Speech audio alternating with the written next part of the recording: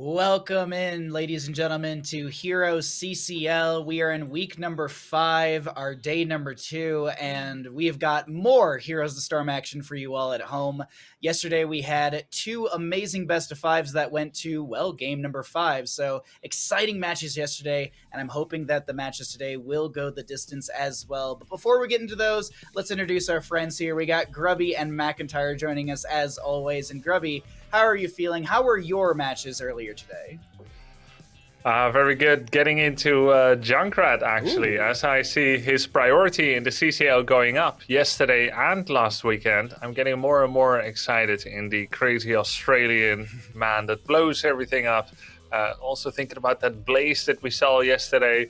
Pretty cool with the oil spill talents, the bunker. Just it's nice to tie together people's personal experiences playing in Storm League together with the CCL, which is a different format, a practiced 5-on-5 format where players are essentially paid to innovate.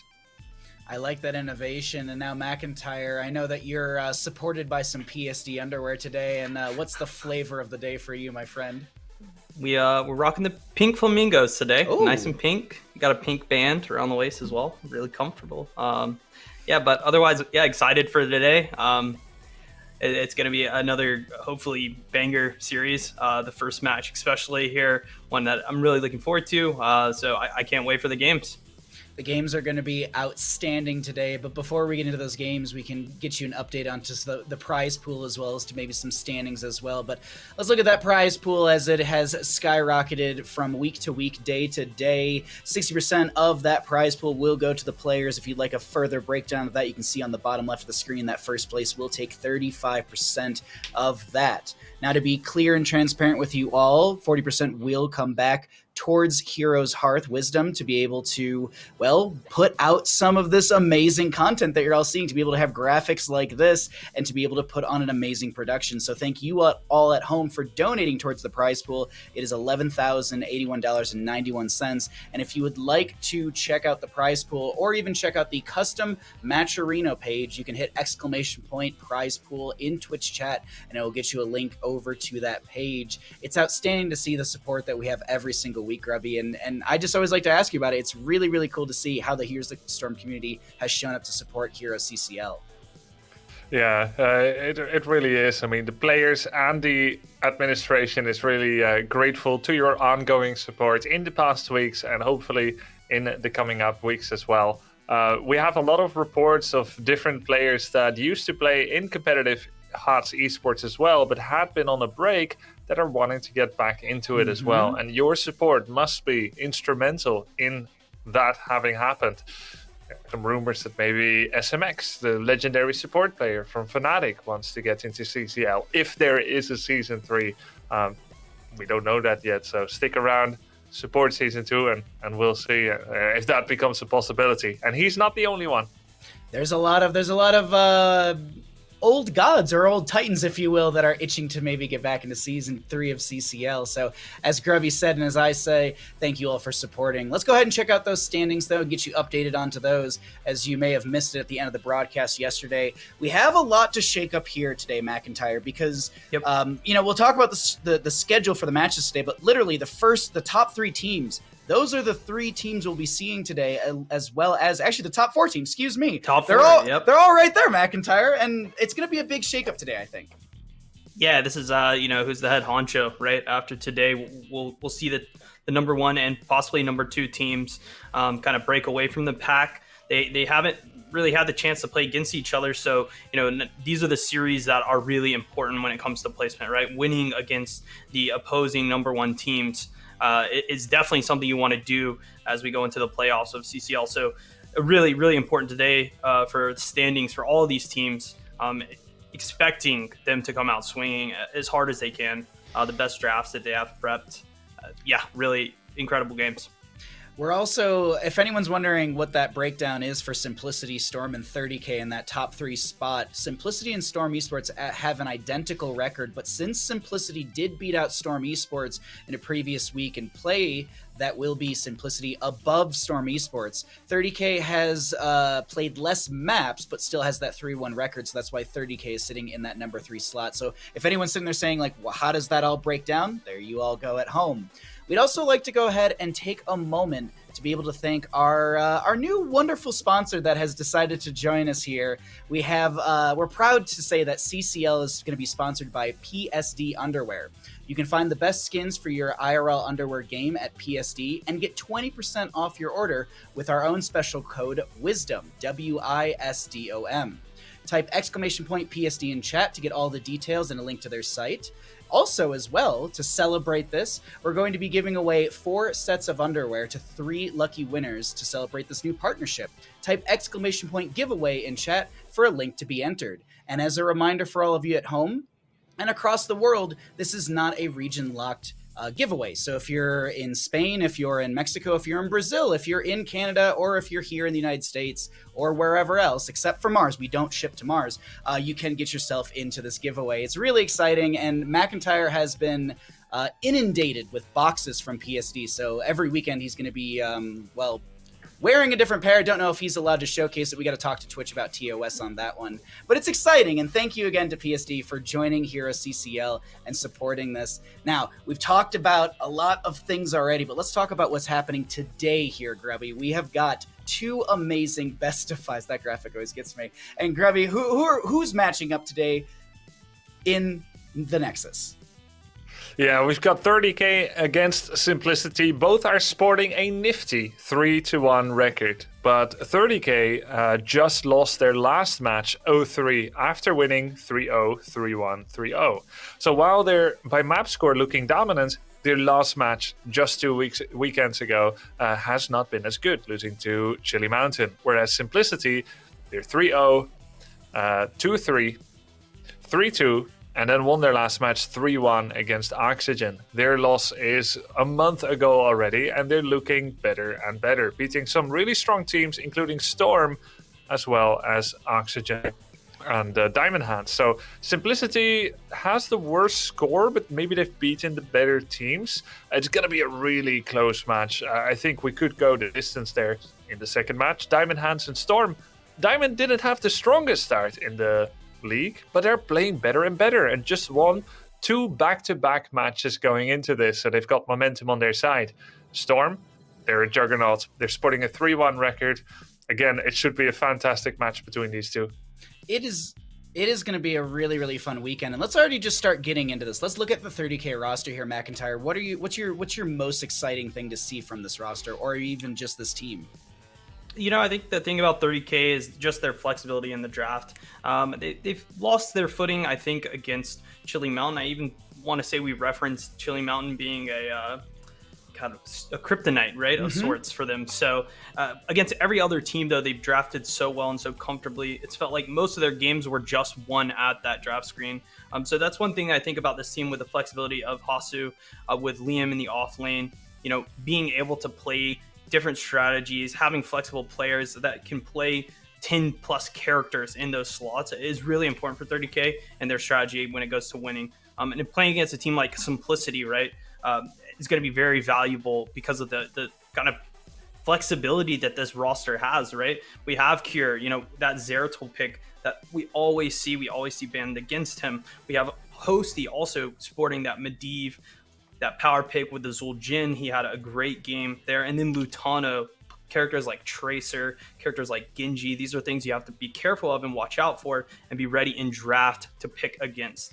So both of these rosters, I mean, yeah, they're going to kind of show today who is the best, what strategy will win. I can't wait. I really am hopeful to see, you know, do we see a team that plays the map, plays for the power picks, or do we see a team that responds to the other team's draft, kind of counter picking, right? That's 30K strategy, Simplicity, playing towards their strengths, the things that they know how to win. I think that's what we're going to see in this series. It's a really good breakdown, McIntyre. Thank you. The one thing that I also love about 30K is their innovation in draft. The Hazuabs is a great leader within that role. He's got a lot of draft knowledge and theory, so I think that's going to be a big factor going into Simplicity. But as you noted, 30K dropped 3 maps in a row to Chili Mountain, and Chili Mountain yesterday had a pretty good showing up against Granite Gaming, but unfortunately Granite Gaming was able to take that 3-2 victory. So it's exciting to see what's going to happen with this matchup today. As I said yesterday, I was expecting all 4 of our best of 5s this weekend to go to a game number 5. I'm hoping for it once again today. Grubby, we haven't really kind of picked your brain about this. What are you thinking about this first matchup, 30K versus Simplicity? Well, I think it's going to be a very close match between the two. I would argue Simplicity is a small favorite on paper.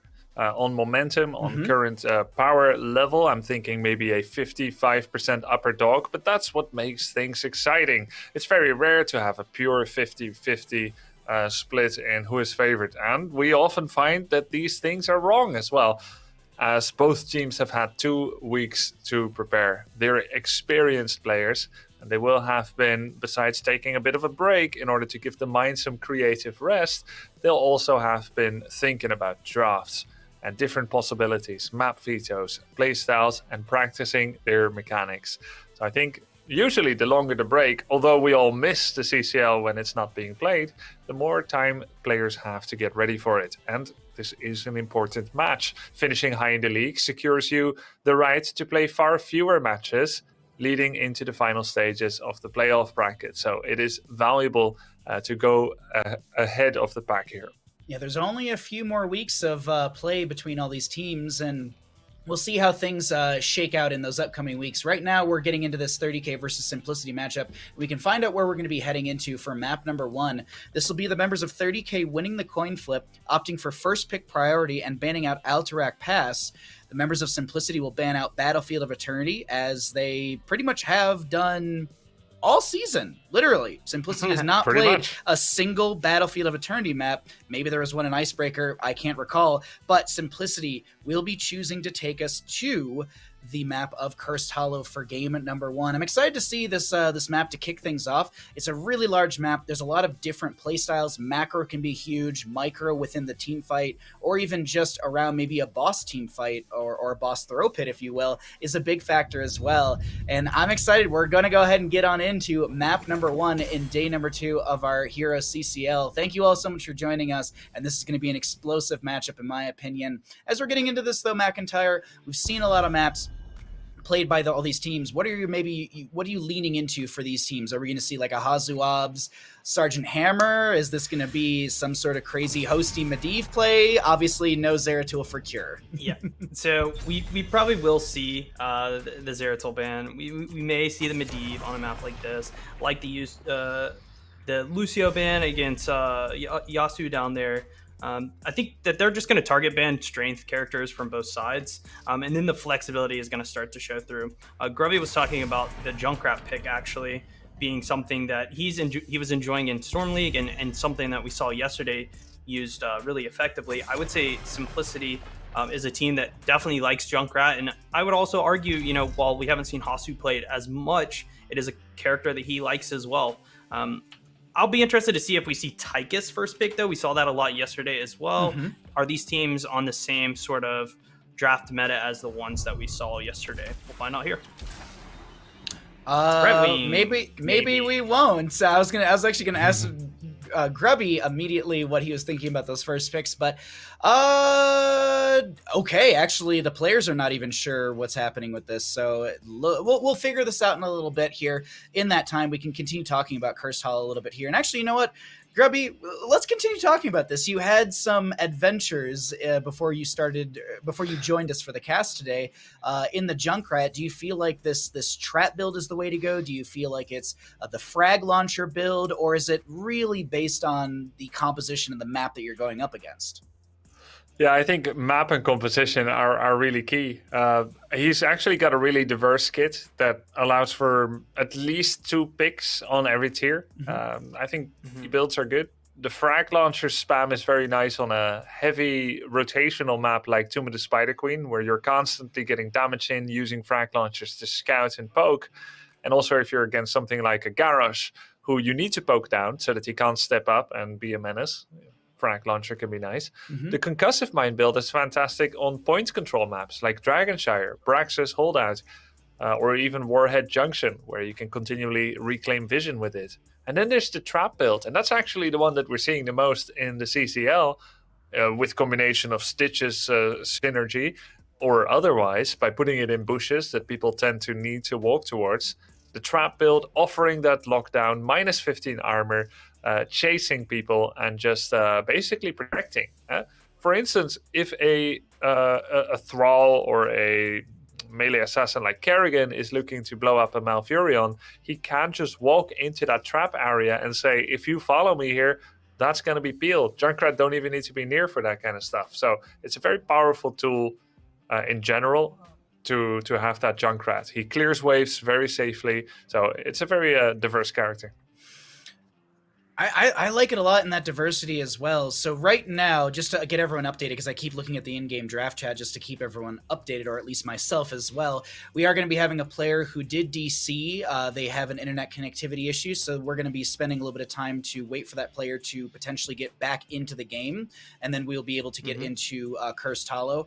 On a good news, Simplicity does have their sub available and ready to go. We actually saw their sub jump into the lobby for a second, and Simplicity saying, hey, if the time elapses and we can't get our main player back in, we've got our sub ready to go. So for anyone that's worried, wondering what's happening, we basically have a player DC, but if that timer expires, we'll get the sub right in, and we'll get ready into the first map here. So with that, we can just continue talking about the matchup that we have between these two teams, as well as going into Cursed Hollow, potential playstyles from either side. We talked a little bit about how 30K might be going into some things like Sergeant Hammer, maybe even Vikings. We didn't really talk a lot about Simplicity playstyle here. And I actually don't know off the top of my head, do either of you know if Simplicity has a Vikings player? Because I'm trying to remember outside of Jay. I mean, know Hosty could play it. Okay. Yeah, I mean, I don't want to say you can play a bad Vikings, if that makes sense. There's obviously good Viking play, and keeping your Vikings alive is super important. But, as long as you split them up, make sure they don't die too often, and just make sure you soak. And then late game, you come in, you go, and you just one tap something. I want to say that's a strategy that it possibly would take, but I assume that we're going to see more of the Lutano on a gray main. Hosty's probably going to play something like a Sylvanas or some sort of mage, maybe a Chromie, and they're going to draft fairly standard on the map. Curse Hall is an interesting one just because, there's a lot of ways to play it, but at the end of the day, I always will argue that you do have to win the boss, right? You have to win a boss fight. And because of that, I think drafting a comp that just team fights decently well and can win a fight at a boss is usually what their strategy ends up being, while also creating some sort of split pressure, like Sonya on the map or something like that, right? Where if you leave her unchecked, she'll push. So you have to just respect that a little bit. That allows them to get hard camps on time, get easy camps on time, even force bosses. So I think that will probably be Simplicity's strategy going into this draft. It's a really good breakdown, McIntyre, and we could see that evolve. What we're going to end up doing right now is we're going to give a little bit of time for admins to chat with the players and get everything sorted out. So in that time, we're going to take a short little break. We'll be back with Cursed Hollow in just a few minutes. Don't go anywhere. We got Heroes CCL starting up in just a few.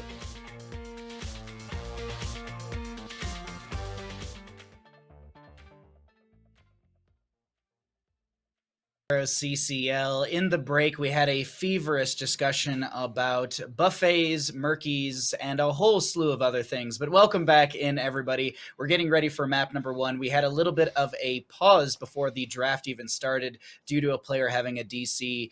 But right now, we're still getting ready for that Cursed Hollow map number 1 in our first best of 5 of the day. And now, Grubby, I got to ask you, what's your favorite murky build? I have no idea. I never play him. Well, this is awkward. I thought we were going to discuss murky builds when we came back. Well, I don't. McIntyre, I just asked Bahamut to discuss murky builds when we come back on. I was like, slime build's pretty good. You can get a lot of value from that. It's. I think that the most important thing about murky, in my opinion, is tougher fish at 4. That is like a very important talent. Again, in my opinion, because it one-shots the wave. I think that like any other talent, you can just run it down. But if you tougher fish at 4, that's a one-shot on the wave. You just slime it, put the fish down, walk away. It's super nice. It's like rotisserie chicken almost. The old set it and forget it. You walk away.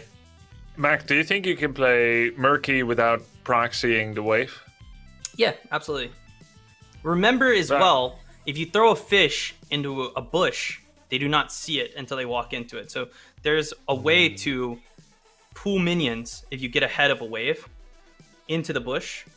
The enemy won't be able to hit the fish, and then it'll pop on the wave. There's some tricks that you can do on the character. Definitely the most important part, though, is do not allow the enemy to take down your pufferfish, right? If the pufferfish dies, your wave clear gets very bad as that character. So it's all about manipulating them when it comes to, how they move around the pufferfish. That's a sick trick. I unregret bringing up Murky. See, there you go. Everyone learned something today from McIntyre, whether it be how to destroy Murky players or how to be the best Murky player. I words of wisdom from McIntyre. Looks like I can see 10 players in the lobby.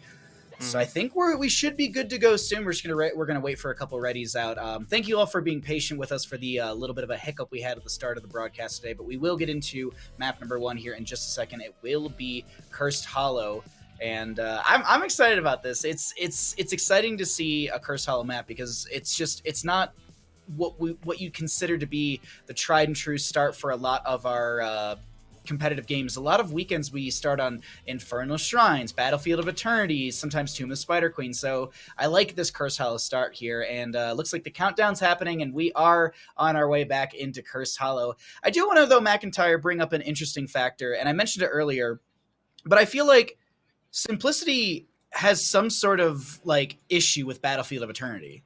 Yep, and they do, and it reminded me of, you guys have ever been to a buffet? Maybe a Golden Corral, maybe not, but it's like that one time you go into a buffet, you try all the things, and there's that like pizza that you take a bite of, and it makes you so sick to the point that every time you go back to the buffet, that is like the one thing you avoid and just go nowhere near. And to be honest, since the bans exist, Simplicity never has to eat that pizza. They can continue to stay away from it, make sure everyone else can have it. It's there. The map pool is there's so many maps to choose from, but for them, it's not one that they are comfortable playing on or want to go anywhere near. I respect it. I mean, recognizing your weakness in your stomach, not being able to handle that pizza, I think is a really good decision by them. Cursed Hollow is something that they are into. It's a map that they really enjoy playing. I guess consuming. Maybe we can compare Cursed Hollow to a nice spaghetti bolognese or something. I do really love a good spaghetti and meatballs. But yeah, here we go. The draft is starting, and we did see that Brightwing first pick from 30K and Sonia Sylvanas coming out from Simplicity. I'm pretty on point, guys, about my draft. Maybe I've been paying attention a little bit more here on Simplicity, going with that Sylvanas for Hosty and the Sonia for Cure, just to create that split pressure again on the map. But we have a 30K Stitches. Any hookers? Hell yeah. Let's go. So this is 3 pieces of something we saw a lot from the Dignitas boys way back in 2017. Stitches, Falstad, Brightwing. You get the double global for Cursed Hollow. You can continually abuse people that try to channel the tribute with the hook, especially at Stitches level 13. And you've got the hook, Gorge, into Mighty Gust, Isolation combo. The final picks back in those days would be Dahaka for the side lane, who can also join and make it a full-out, blown-out party. And then one more damage dealer. Back in the day, it was often a Kael'thas or something. So you have the Gravity Labs, and you've got the good damages and so on. He's not as much in vogue anymore, but with Falstad being an auto-attacker, a mage is not unthinkable. It can also be another frontliner. Someone could be like the Junkrat. The Junkrat too, right? We saw the Junkrat traps it. yesterday, right? With the Stitches. That synergy was super, super sick to see and really effective for Oxygen. That's true. I'm looking at these 2 drafts, and the one thing that I agree, I love the pick blow up, gust away sort of composition that we're seeing from 30K, I feel like, remembering back into previous weeks of Simplicity, they seem to struggle in game number 1 against whoever they go up against, and then they just halfway through the game figure out, all right, this is our win conditions, this is how we beat the team. And I'm wondering if that's going to be one of those situations, or will 30K be able to have this pick, gorge, run away, and just slowly whittle away at the foundation of Simplicity throughout this game? That's the one thing that I'm kind of thinking about as the draft evolves here, McIntyre. Yeah, I mean, the interesting thing that 30K has to do here, and again, why I like that Junkrat pick, is they have to defend against the pushes. We're pretty much there. Grubby, chef's kiss. Well done. I love the draft is double high perfect. fives. I love Yeah, there it is. Yeah, somewhere. There it is. I'm so sorry. I'm so sorry. I was making my prediction in my notebook already. I was writing down 30K. You're so professional, I know, but sometimes you gotta relax and give a high five to your boys. That's true. But final picks? Any ranged? Is Chromie still up? Oh, okay. There it is. Lutano has been playing a lot of Junkrat, like a lot of Junkrat, and he seems really comfortable on the character. It's something that I think just his ability to be able to clear waves, set up his team, set up around objectives. There's some cool synergies going on, right? You can mind control into a trap. That's kind of neat. You can rip tire on a seal. That's cool. May's got the ice wall, so they can do big wombo combos.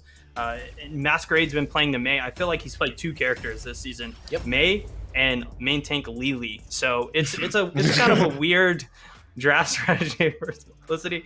But all of these players, I'd say, are on pretty comfort picks. The one question mark for me, and it's not so much a question mark as I don't believe that he can't play it, but it's been a while since I've seen Liam on Dahaka. I want to say the last time I saw him play this character was back when I played the game, which was years ago. Obviously, Dahaka was very meta then, but it has been a bit since I've seen him play the character. So if he plays it really well, Dahaka, I think, is still one of the most insane characters in this game. His ability to sustain himself, get picks with his tongues, the isolations, if they hit, can be just devastating. For that reason, I'm going to lean towards 30K. Just because of the Dahaka pick, I'm really excited to see a player pick it in CCL. I think it's one that we just haven't seen much of. I may be completely wrong, but I was excited about Blaze yesterday and kind of bringing that back. And Dahaka is another one of those characters, I think, in the solo lane especially, we don't see so much. I'd love to see Liam show it off here today. Well, thank you, McIntyre, for the breakdown. We'll see you after map number 1, Curse Hollow. And I agree with you. I actually think 30K's got the stronger draft here with their triple global and among many other things. But we can break that down a little bit further. Right now, let's go ahead and break down who's on what side of the map. We got 30K in the blue. Hazuab's on the Falstad. X-Ray playing the Stitches. Liam will be on Dahaka. Dino playing Cassia. And Yasu on the Brightwing. For the right-hand side, we're looking over at Simplicity. We have got Junkrat, played by Lutano, Legacy on the Deckard Cain, Kira playing Sonya, Hosty on the Sylvanas, and Masquerade on the May. Grubby, we haven't heard from you in a little bit here. What are your thoughts getting into this Curse Hollow map? Yeah, I think when played well, 30K should have what they need to defend. But globals, as much as globals are strong on big maps, there's a lot of decision making in how you use them, because you almost always have all the rotational options at your beck and call, but there's also a chance to make those decisions wrongly. Countering globals is usually done by applying unignorable pressure in a different lane, forcing the hands for them to use their flight, their Brightwing phase shift, the Haka tunneling burrows. When you force them, you can then back off, knowing that they're going to be slow to rotate to different lanes. But still, the globals can be happy with that as long as they force a fight afterwards, or they do some kind of real pressure push as well. These are not weak heroes, even though they're global.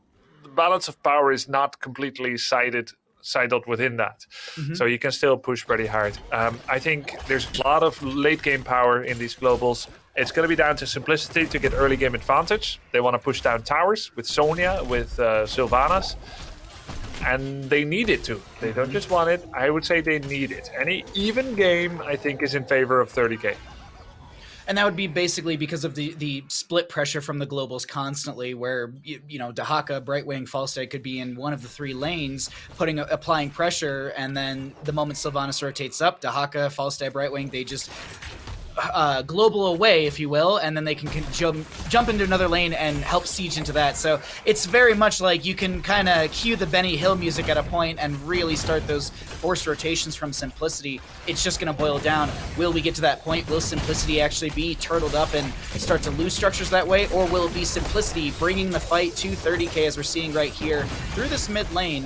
Yasuo taking a bit of damage on the Brightwing. X-Ray doing a great job of just anchoring as this main tank Stitches, who does have that level 1 talent, Patchwork Creation, for just a lot of healing to come in. We have Simplicity bringing 3 members here as well. They're getting a bit of push damage, more certainly than 30k did. Falstad Hazuab showed up for a bit to see if he could help, but he decided to go back again, save his flight for later if needed, and just soak that wave. So far, Simplicity is building up the advantage that they require, taking down nearly the whole wall mid, 80% of a tower top, and the full tower bottom as well. Simplicity's split and prioritization execution is really good. They need to be ahead, and so far they are. And none of the globals are in position for 30k on the opposite side of the map to distribute. So they are actually going to do that now, belatedly. Falstad going mid, Dahaka going bot. Cure, though, he's been on that side lane as well. And there's going to be a heavy episode of stalling from both teams. Lutanos Junkrat should be able to do this very effectively, Bahamut. On the note of that, though, as well, Grubby, I was just looking. We have Yasuo on this Brightwing, went into the Dream Shot at level 4, so that'll be another way on the side of 30k to do that same sort of delay. But Masquerade comes in with the icing, the Blizzard underneath Cassia. There's a blind out from Masquerade as well. Good trap from Lutano. Wow. Will set up the kill. First blood over to the side of Simplicity through said trap. Here's what happened. Yasuo had his cleanse available all along. Cassia got trapped once, twice, and then 3 times. He held his cleanse all throughout it. He thought maybe it's not going to be necessary, but it was, and she died. Phase shift is going to be onto X-Ray here, which puts Yasuo in a precarious position. Legacy will be interrupted by 1 slam from Stitches. The Dream Shot will go out, but not necessary. Chattering Teeth. Zone back Yasuo. Bot lane? Ooh, yes. Bot lane, it's Cure Hosty versus Hazuab's Liam. Yeah, Hazu just flew in as Liam Dahaka was being double pushed by Sylvanas and Sonya. Hazu flew in, tried to get the return kill. We're back in top lane. Stitches getting attacked over and over by all these CC effects here. I'm actually surprised that Yasuo didn't go for Magic Spit. Oh, that was so cool! He hit the Drag Tongue in mid-air on Junkrat as he was trying to catapult himself to safety. That is 30k's first blood. Simplicity had theirs earlier. We're 1-1 in kills. The split soak still happening. Brightwing's moved into mid lane to keep soaking. Falstad down in bottom lane. Falstad's flight's up in 28 seconds. Brightwing's phase shift should be it's already off of cooldown. X-Ray and crew are still stalling up this first objective here, and it reminds me of some of the in-houses we had before the season, Grubby, where there was like a 14-minute first objective phase, and we got to level nearly 16. It was just absolutely ridiculous. I don't know if this will be the case here, or it might actually, as Legacy doesn't get the channel. Yeah, you never know. It's when a global team goes up against friendly helping hand Stitches. When a global team goes up against a team that is resolved not to give them that value and say, yeah, we're not going to overcommit to this tribute because we know how good you are at stalling. We're going to keep our non-global heroes to push equally hard in the different lanes as a raw ice wall is trying to be hit and dodged easily by Dino. We have 10 talent here, and it's still the first objective, Grubby. It's just absolutely ridiculous. Yeah. Hook almost connected, and this is not a Gorge Stitches. We're looking at a Putrid Bile Stitches. Will this be a Master Hooker at 10? Will this be a gift of the Embalmer for cooldown reduction? I feel like the game is going to be more telling of what Stitches goes into, rather than just right now just being oh, it's, this is the composition, he'll just go into Master Hooker. Because I feel like Gift of the Embalmer, if Stitches is getting blown up a lot, might be really helpful. Yeah, I think both is very valid here at level 20, as the first tribute does go to 30k. Yeah, double damage on Bile, quite nice when you're into Sonya with Leap, actually. There's 2 melee. Bile is always most likely to hit on melee, perhaps momentarily a hook target. So do you want double damage on Sonya and Mei? Decent. Do you want to have potentially a 6-second cooldown on hook that prevents all healing, including whatever potions might be there from Deckard, including ancient blessings that Deckard might give auto attack, lifesteal, and splash damage at level 13? Maybe it is going to be that Master Hooker, I think your first instinct, but Putrid Bile also gives that death CDR, and that could be key in the late game. I think it's the situational talent when it could win you or lose you the game. Phase shift from Brightwing. Oh, there was no tongue drag from Liam. I was like, I'm surprised there's no really good gust from Hazuabs. Kier actually leapt in as well to try and steal the point, but the boss in the bottom lane will go over to the side of 30k. Boss in top lane over to Simplicity. Simplicity not able to get the steal in time, but Falstad, Hazuabs, that was a perfect flight into a, I would say, perfect gust as well, getting that angle just right. Yeah, and let's not forget Yasu's role. His polymorph timing on Mei to delay the ice wall ever so slowly was actually point perfect. The moment he came out of polymorph, Mei instantly ice walled, and it only procced once the point was exactly 100% capped. It was a perfect polymorph timing. Great game sense. It's not something you can count in your head, just gotta have that feeling. And Yasu had it. Everyone showed up. And Simplicity, they don't mind too much. They end up not stealing a boss, but they already had their own, which takes down 70% of a fort despite the siege camp for 30k helping out, because they got distracted by minion waves. They switched focus away from boss and went into the minion wave. 30k's own boss didn't do nearly as much. The bottom wall and 10% of the fort. So overall, still quite an even game. Experience lead to 30k, and they have Stitches level 13, so he's got that bonus range on the hook. Masquerade sees it though. Yeah, Masquerade is doing a great job of playing inside these bushes. There will be a slam with the ice wall underneath it. Blizzard there as well. Stay well and listen. Falstad flies in. Gust is ready to go if necessary. Liam comes in for the flank on the Dahaka. We have a lot of damage going in onto the Sylvana. She goes down first. The Decker Kane is to follow as well. Kier trying to play the backline, but Dino is doing such a good job of being in said other backline and getting so much damage here. That's a great hook onto Masquerade. There's a Cryo Freeze to delay things out, but this will be a confirmed kill onto the Mei as the Gust interrupts Lutano's channel on the Riptire. Insanely well played, and Dino on the Cassia gets the channel on the second of 3 tributes over to the side of 30k. Well played so far from our blue team, who are sharking around for Cure and the hook! No follow-up yet, but the feeling for this. 30k is playing with my feels. They're giving me a lot of feels here. Esports and passion feels, as they're hitting these things right. That Mighty Gust interrupt on Junkrat was also pretty much max range. Yep. Great job. I also want to point out again, Yasu, I didn't see his C cooldown, Bahamut. But did you notice that the moment that Stitches got ice walled, blizzarded, and then some, still Brightwing didn't phase shift in. Then Deckard's sleep hit, and I thought, could he have? Did he? Did he delay for the whole wave of AoE CC to dissipate? To only help Stitches when he's on the brink?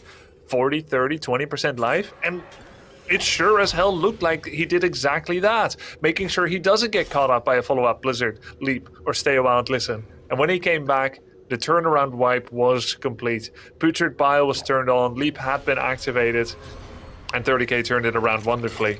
They're playing really on fleek. There's a really good point to be made as well with Yasu's consideration as to when to phase shift in, because Decker Kane did go Emerald at level 7, and phase shift's insanely telegraphed ability, so Decker Kane might have been holding that Haraja cube. There might have been that consideration as well from Yasu on the Brightwing, but this is really good zoning.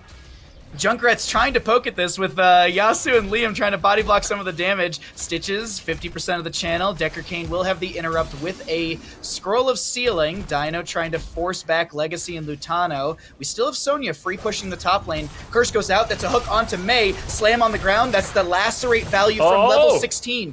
Excuse me, not Lacerate, Pulverize. Lacerate and Pulverize were put together. So not only do you have the 80-second slow for 0.75 seconds, but you also have the armor reduction by 10 as well. And 10 armor reduction is still a great avenue for Dino to find more burst On top of that, you have Critterize, which is 25 armor reduction too. They don't stack, but you can layer those armor reductions and really amplify Dino's damage. And with this curse coming through and a Mei down for 10 seconds, 30k is looking for a keep, maybe a kill. Wonderful hook and polymorph follow-up. The isolation on Mei earlier was sick as well. Now they're going for Legacy. He's been blown up. It's 7-1 in takedowns. The curse is up. And another hook hit. Leap just to get out. And X-Ray must have that hook available again soon. I'm looking at the cooldown. It's 3 seconds. 30k is laying down the law here against Simplicity, dominating in this first game. Can they go core though? That's a sick Riptire. A counter argument. You would like to go core? I propose you do not, says Lutano. He puts the concussive mine, tosses in a Stitches, gets a kill, and it takes away the teeth of this engagement. As Hasuops flies in, defends mid fort. After all, 30k hasn't lost the fort yet, and they'd love to keep it that way, Baha.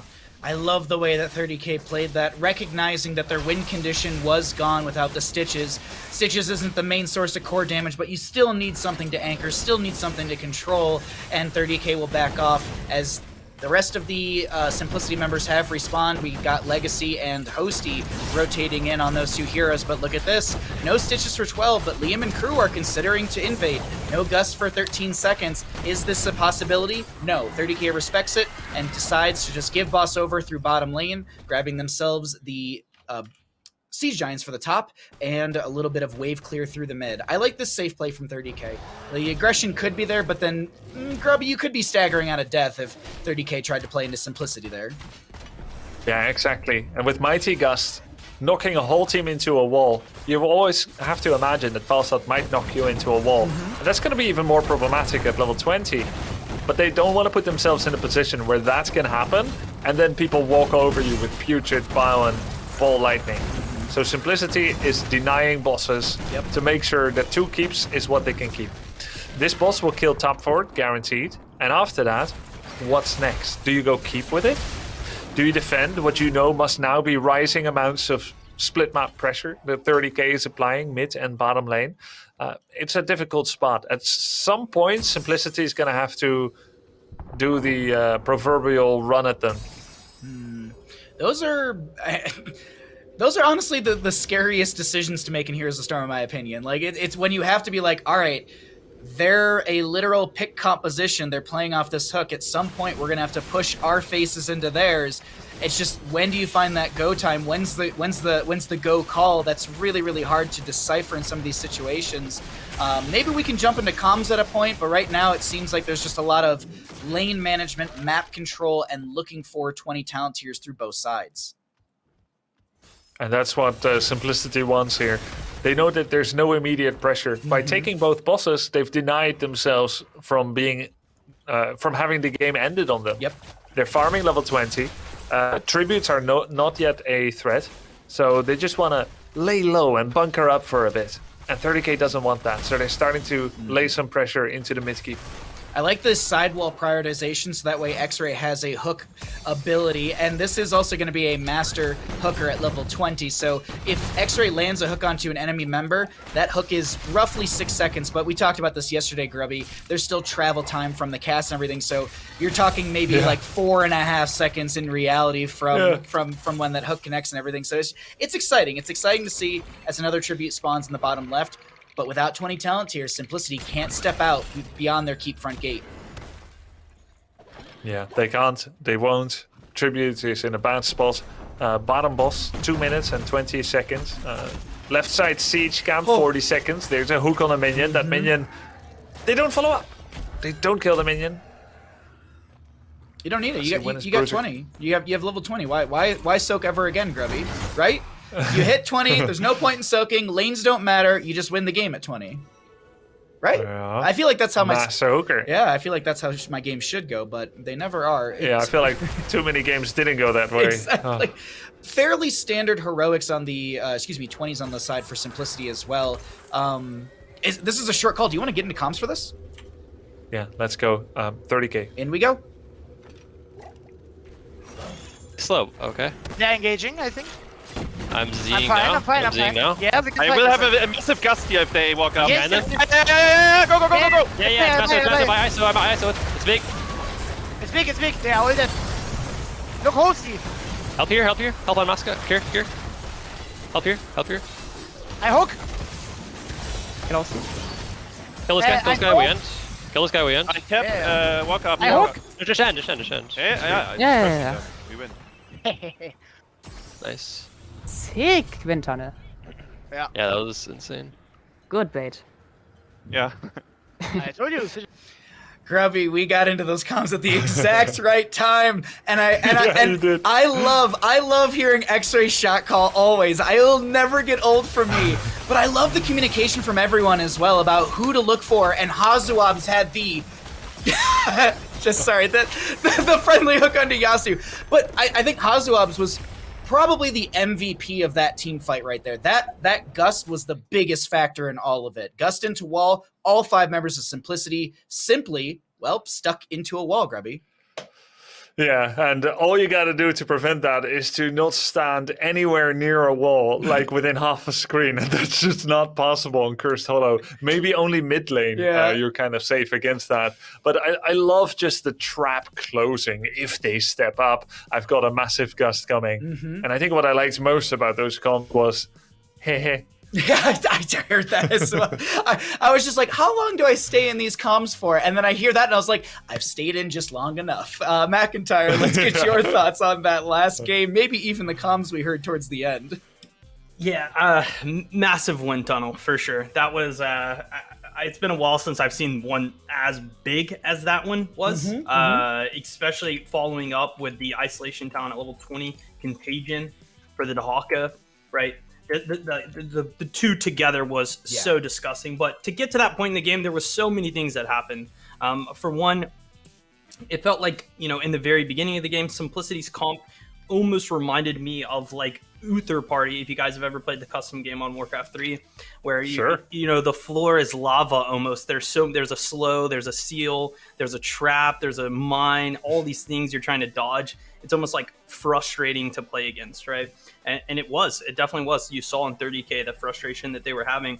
But as the levels were gained and that 13 talent quest completed, the minigame switched and it was the Stitches minigame now, and hooks were the win condition, right? And we saw over and over again the hooks were landing on that bottom objective. That was a massive moment for 30K, hooking Mei into the poly, into the isolation before she can ice block or throw up her ice wall. This led to, a bottom keep, oh my god, are they going to core? And then what I would say, a throw. They go for core when their boss is coming up in like 15 seconds. Had 30K just backed up, they could have fought for that boss. Instead, Stitches gets picked, and actually Simplicity's able to get 30K's boss. And what does that do?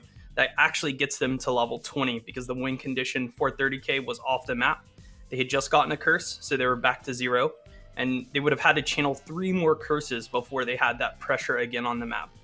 So this was actually a really big misstep from 30K and allowed Simplicity back into the game.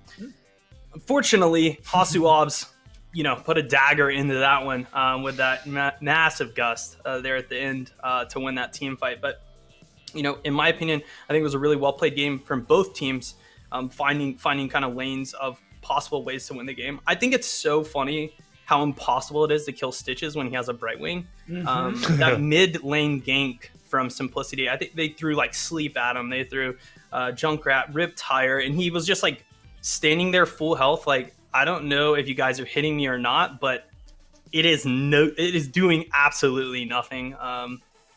That's a really good synergy, those two characters together for sure. It was a really, really fun matchup, and I do think there was that I wouldn't say throw, but there was the equalization or the opportunity found for Simplicity is a better way to put it through that bottom it's a throw. lane. Yeah, it was. It's a throw. I'm trying to be nice about it, but I know Mac is going to be blunt as all heck about these things. Let's actually talk about our next map. Let's talk about where we're going to in our second map in our first best of 5 of the day. This is going to be the map choice of 30K, meaning that Simplicity has opted for first pick priority, and 30K has chosen to take us to Tomb of the Spider Queen.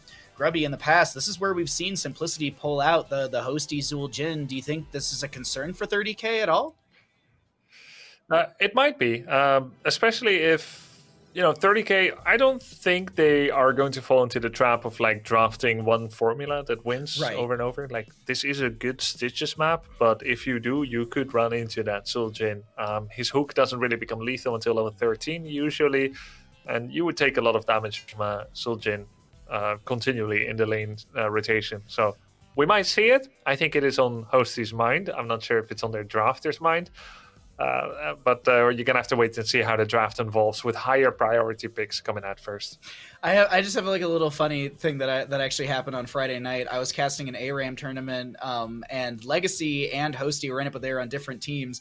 Legacy actually got Zuljin in the ARAM tournament and just got annihilated. And the entire time, Legacy like afterwards was just like, "This hero's trash. I don't know why Hosty keeps saying it's good." So maybe it's just Hosty who really knows the ins and outs of this Zuljin, and as well as Wildheart as well. We've seen them play it, but just a little funny anecdote. It was like Legacy was just like, "I don't get it, Hosty. Why do you love him so much?" And so maybe that's the difference between a healer main and, I guess you could say a flex player. But getting into Tomb of the Spider Queen, I think that could be on the minds of 30k. There's a lot of different things that could be played here. We could see a super dive-heavy composition from Simplicity, who want to come out mega aggressive into the face of 30k. Because McIntyre, I felt like Simplicity at a certain point couldn't really take a fight into the enemy team. It felt like any single time they wanted to, it was kind of tiptoeing like, all right, is there a Stitches hook? Once that goes out, can we step in? No, there's a Brightwing polymorph. Like, I feel like Simplicity maybe wants to just gas up and go full force into 30k's face here.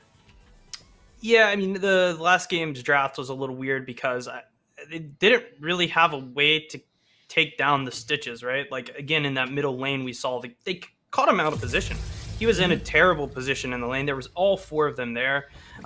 In most cases, I think the tank goes down, especially a character like Stitches, who's known to have, that little mobility. But there was just not enough damage there. I don't know if you could take Wrath of the Berserker on Sonya. Maybe that would help some of your resolve to, fight through the damage and sustain that team had. You think Dahaka, very hard to take down, right? He's got his essence that he can consume. Stitches, with the hook talents and his E with that percent heal, and then you have the Brightwing on top of it. Even Simplicity's like, you know what? We're going to try to take characters that we can take down, and we're just not feeling like Stitches is one of them right now. It was just a really hard fight for Simplicity to find with that composition. And while the Junkrat is really good at finding picks, you saw, when team fights happen, he really is just a Riptire and traps. That's kind of his thing. He's not very sustained damagey.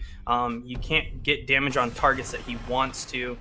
So he kind of really wants to soften teams up, make them weak, and then finish them off. And 30k had a roster that was pretty healthy, right? Pretty heavy on HP pools, had their own self-sustains, so they never really got that window of opportunity.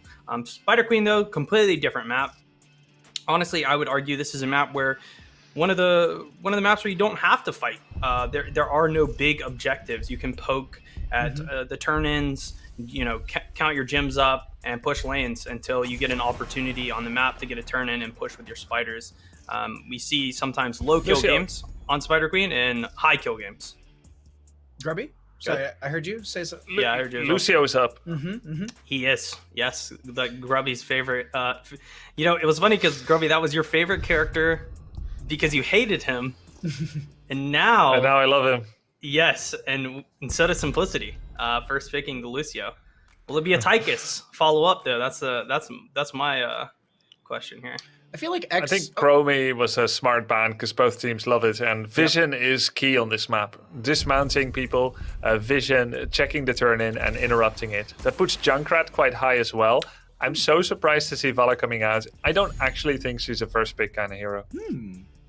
In CCL. No, I make that noise because I'm interested to actually see if it's going to be as valuable as Dino is going to be prioritizing it, because there's a lot of different ways we could go with this. Q build, auto attack, W build. We'll have to see what that unfolds. I want to quickly remind people, because we have two heroes here that do have banned talents at level 20. Malfurion's Serenity at level 20 is banned out as it does a little too much healing, and Lucio's Mixing Fire at level 20 is banned out as well due to it having the wrong cooldown. The cooldown went down instead of up. And here it is, Grubby. It is the Zuljin plus the Uther from Simplicity. Is this GG go next, or do you think there's an answer to this? So both are scaling ranged assassins. Yes. But Simplicity has the much better support to go along with it. Malf is good overall. I think he excels at healing deep diving melee assassins. Genji, Tracer, that can get a regrowth and then still get Moonfire benefits. Vala doesn't use that as much. We saw Vala getting blown up yesterday. Why? As McIntyre pointed out several times, Uther was banned out. He was not available.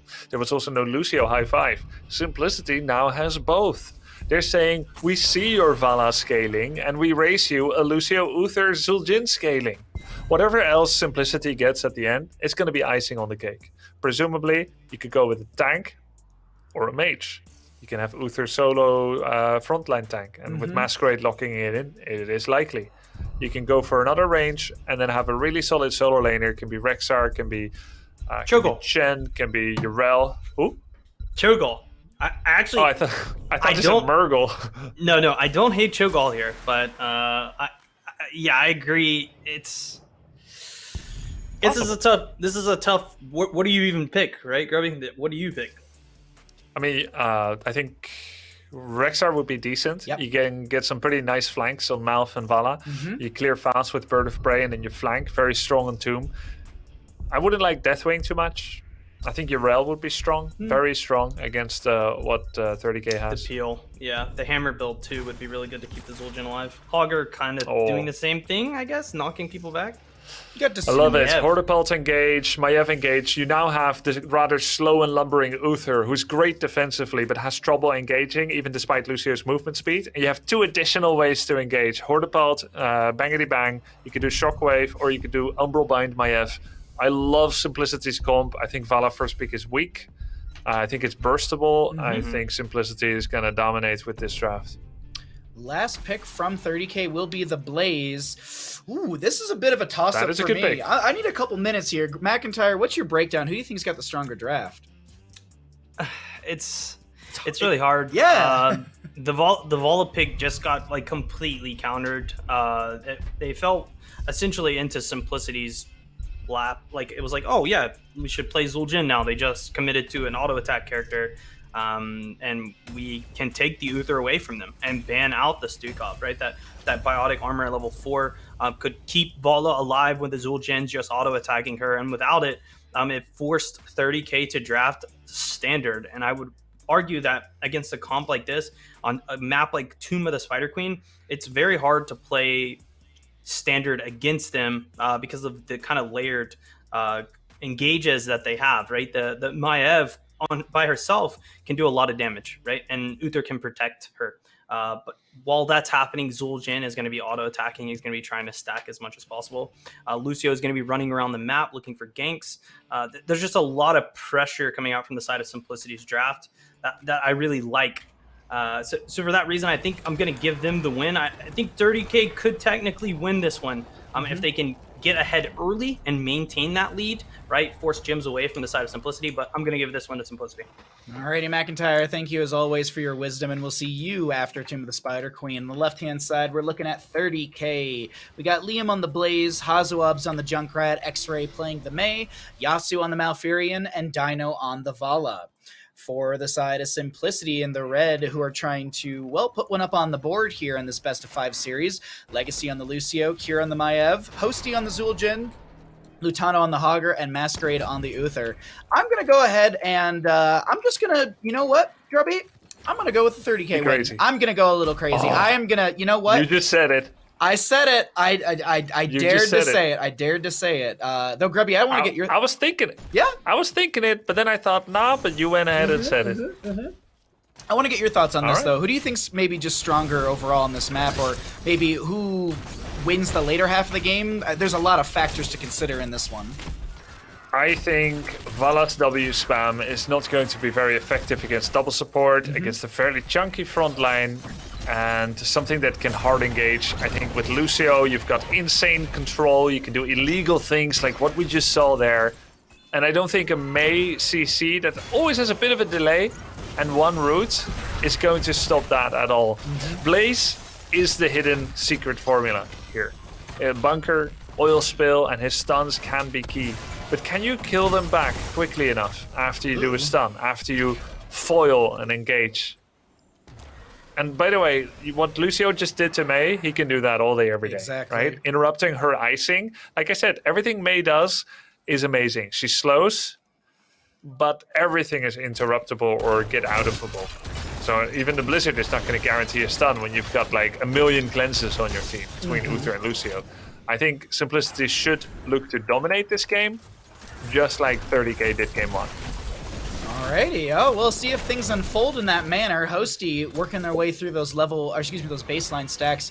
We'll keep you up to date on those as they're currently sitting at 3 or, well, 19 if you really want to split the hair on that one. Actually, it's going to be more, but you know, I can't sit here and keep counting up for chat. I'll do my best as the game progresses onward. Vala at 5 stacks of their own. Liam being forced back on this Blaze by Lutano on the Hogger. Hosty taking a lot of damage, but so is X-Ray, who has to pop the Cryo Freeze. This mid lane engagement fairly matched up as Kier looks for an Umbra Bind onto Dino, not able to connect it, and the rotations will continue between top to mid.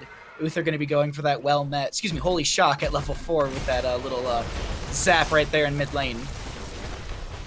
A little bit of extra poke damage. Holy Shock actually very strong against Vala and Malfurion's type of healing.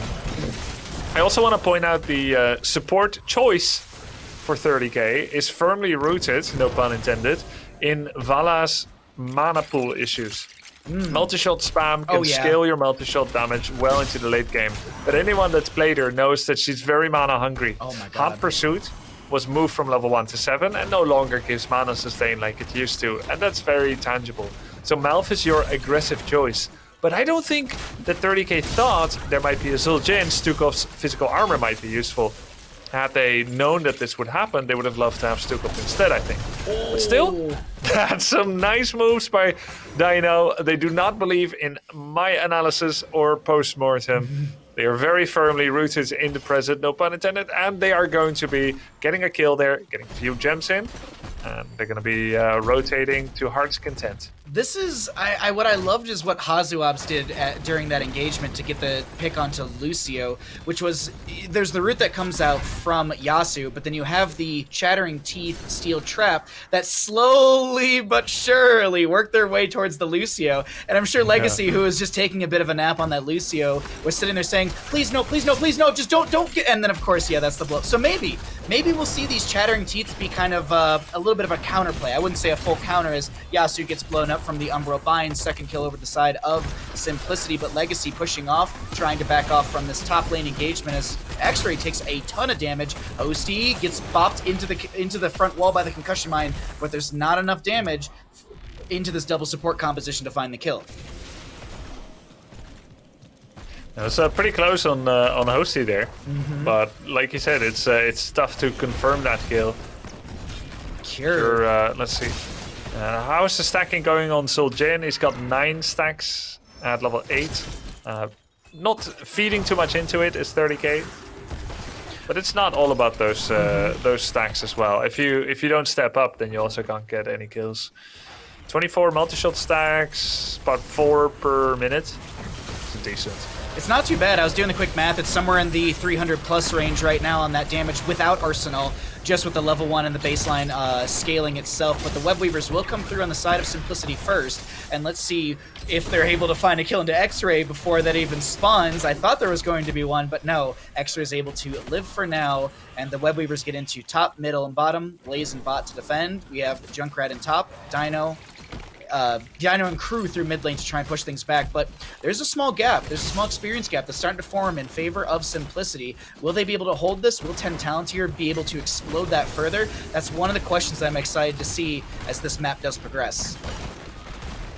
We have the good defense here coming out by Liam, basically negating all damage in the bottom lane. His bunker in the mid game is going to be key to prevent Umbral Binds and stuns to connect, as the big engage might happen. We'll also be curious to see which cure ult we're gonna see from Maiev. Is it going to be the cage or the containment disc? I'm liking, and I'm just kind of looking at this now, Hazuab's level 7 went into the sticky wicket rather than going for the big Az.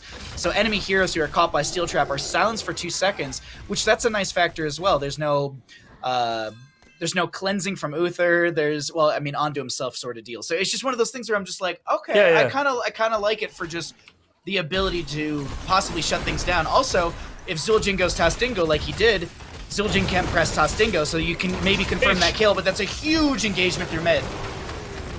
Cage, there is the Blizzard into a Riptire, the Ice Wall, I should say. We have a Strafe as well. And Strafe actually not easy to interrupt for simplicity. All they can do is to back off and heal out of it. That puts a little fun exclamation mark at the level 20 talent. Death Siphon. If you are in range of 3 people, Strafe never ends.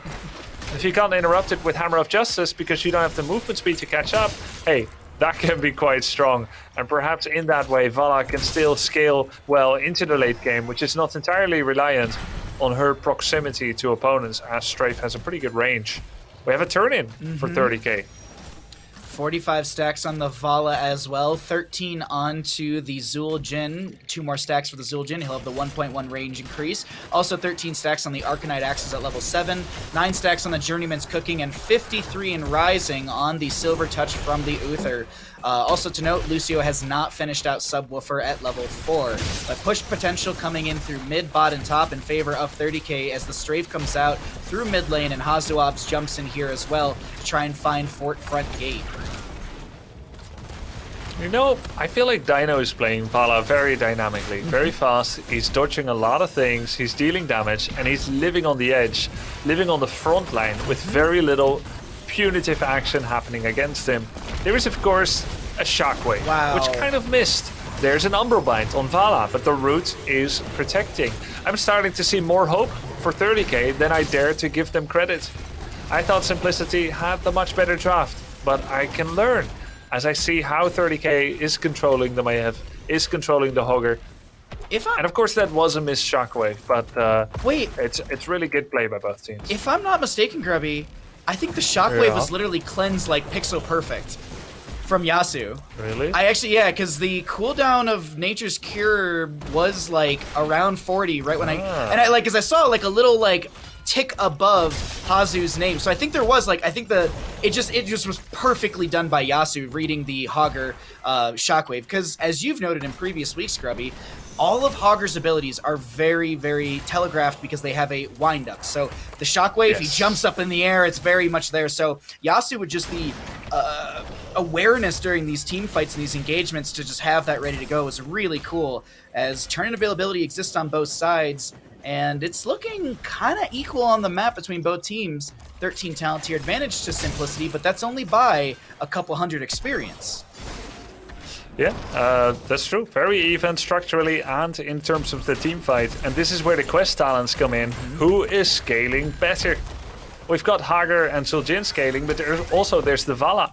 You look at Vala's multi-shot stacks, that's quite a lot, 63 at this phase in the game. That's 252 bonus damage. The baseline is 275. In terms of percentages, we're looking at 95% bonus damage on the quest. Isn't that crazy? And then if Arsenal hits, that's another 200 damage from the Grenade of Arsenal. Right now. Like, it's so much damage from Vala. That's the reason I get excited about seeing Valas here, but let's see what happens in this engagement right now. Legacy taking a lot of damage. Multi-shot comes out from Dino as well. X-Ray has to back off with the icing. Lutano zoning back. There's a Riptire kind of slowly working its way into this bottom engagement, but Masquerade is just going to get hit by that. Turn availability still here for both sides. 69 gems in the pocket of 30k, 65 gems for Simplicity, but we've had a little bit turned in here. A lot of damage goes out onto Cure. There's going to be a huge... the Divine Shield is going to save them, as well as that Warden's Cage. Divine Shield, high five, everything was used, but that was a sick engage by 30k, which was meant to be a 3v1 for Simplicity. Nice route by Yasuo, really saved it. Dino is just living at max hatred consistently here, as I've just got their little icon available, and I just keep checking their stacking on this W build. It's 2 healers. Oh, it should be. Nice job. Simplicity actually delayed the turn-in of 30k. Yeah, they got the turn-in. I was expecting to look down in the bottom right of the screen and see blue web weavers, but no. As you said, Simplicity will get web weavers descending here, coming into this map. Do you want to get into Simplicity comps for this, maybe, or maybe later? Yes, okay. I'd love to. It's a great time for it. Let's go. In we go. No. We want to get into it. Like, these forts is huge for us. We're just playing mid top. Root down. I'm like magic for now, but I'll come Yeah, that's soon. good. That's good.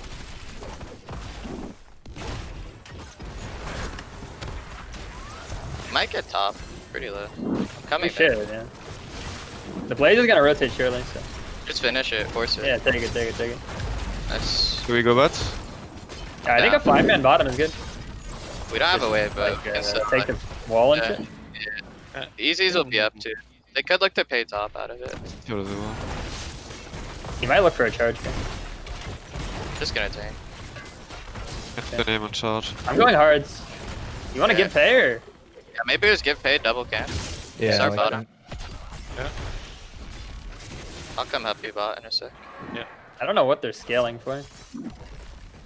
A decent amount of structural value is found from Simplicity during that objective phase, but I think a big key factor for Simplicity, Grubby, was also getting 16 talent tier during all of that. But as we've kind of seen throughout this game, 30k is not far behind. It's 1 to 2 in kills. Structures are still kind of even. And Blue Web Weavers descend with a mid camp in favor of 30k. This is, wait, hold on. Things might not be good for X-Ray. No, he's fine with the icing out. Okay, X-Ray knowing his limits and knowing what he can survive. Suljin doesn't have the armor. The bonus max health hits either with the Q. He's gone into wrong place, wrong time, which is really good against... There you see that damage coming in. It's really good damage at range. It doesn't rely on auto attacks. Hosty takes the cleanse from Uther. There's benediction from Uther. He misses Holy Radiance on Suljin. Hosty trying to get away. He has to get the D-shield. Turns around for a few hits. Meanwhile, Masquerade is getting pressured by Dino. Riptire is going to be going onto Hosty, but it's going to be the Mei who actually ends up falling in that engagement. Hazuabs wants the kill into Hosty, trying to find parity in this engagement, but cannot be able to do so. Hosty's healed up between from Legacy, and now Dino wants to back off a little bit. Hosty does finish out all of the stacks they've got, or not all of the stacks. They finish out the 30 stacks necessary on the baseline for the double revolve on the Arcanite Axis, which will really help out on that. On the Twin Cleave, the Arcanite Axis will be scaling further from that one. Sorry, I was switching the talent names, but it's nice for Hosty to be at this point. We know what you're talking about. And just really quickly, for anyone wondering, 332 damage just from the level 1 from Vala. Keep in mind that there's another 309 damage on the baseline scaling. So he has 105% bonus damage. I mean, most heroes don't receive scaling like that. It's pretty sick. Still, pretty sick how Suljin Hosty got that kill. Didn't even press Tastingo as he dropped to 100 life. I'm just still kind of reeling from that confidence not to hit the Tastingo. As Red Web Weavers come in, Simplicity gave the last turn in. We heard on their comms, getting double camp. They nearly lost mid fort, but not quite. They kept the gems that they had ever until now and are starting to push onwards to their own objective empowerment. Let's see how they play this out.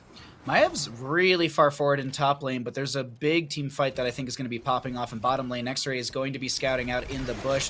Liam is going to be backing off. A multi-shot is thrown back into the enemy team for 1, scaling, and 2, dismount, and 3, a little extra poke damage into the enemy side. But these web weavers are working their way through these lanes. 30k is playing it safe and slow while Junkrat is working his way to clear out top lane. X-Ray gets hit with a lot of damage, is able to tap well. Webweaver through mid, still being poked at as Junkrat will rotate in. The top lane Webweaver will just die over time as the bottom lane fort does go down. Is the fight going to be breaking out here, Grubby? What's the game plan from these two teams?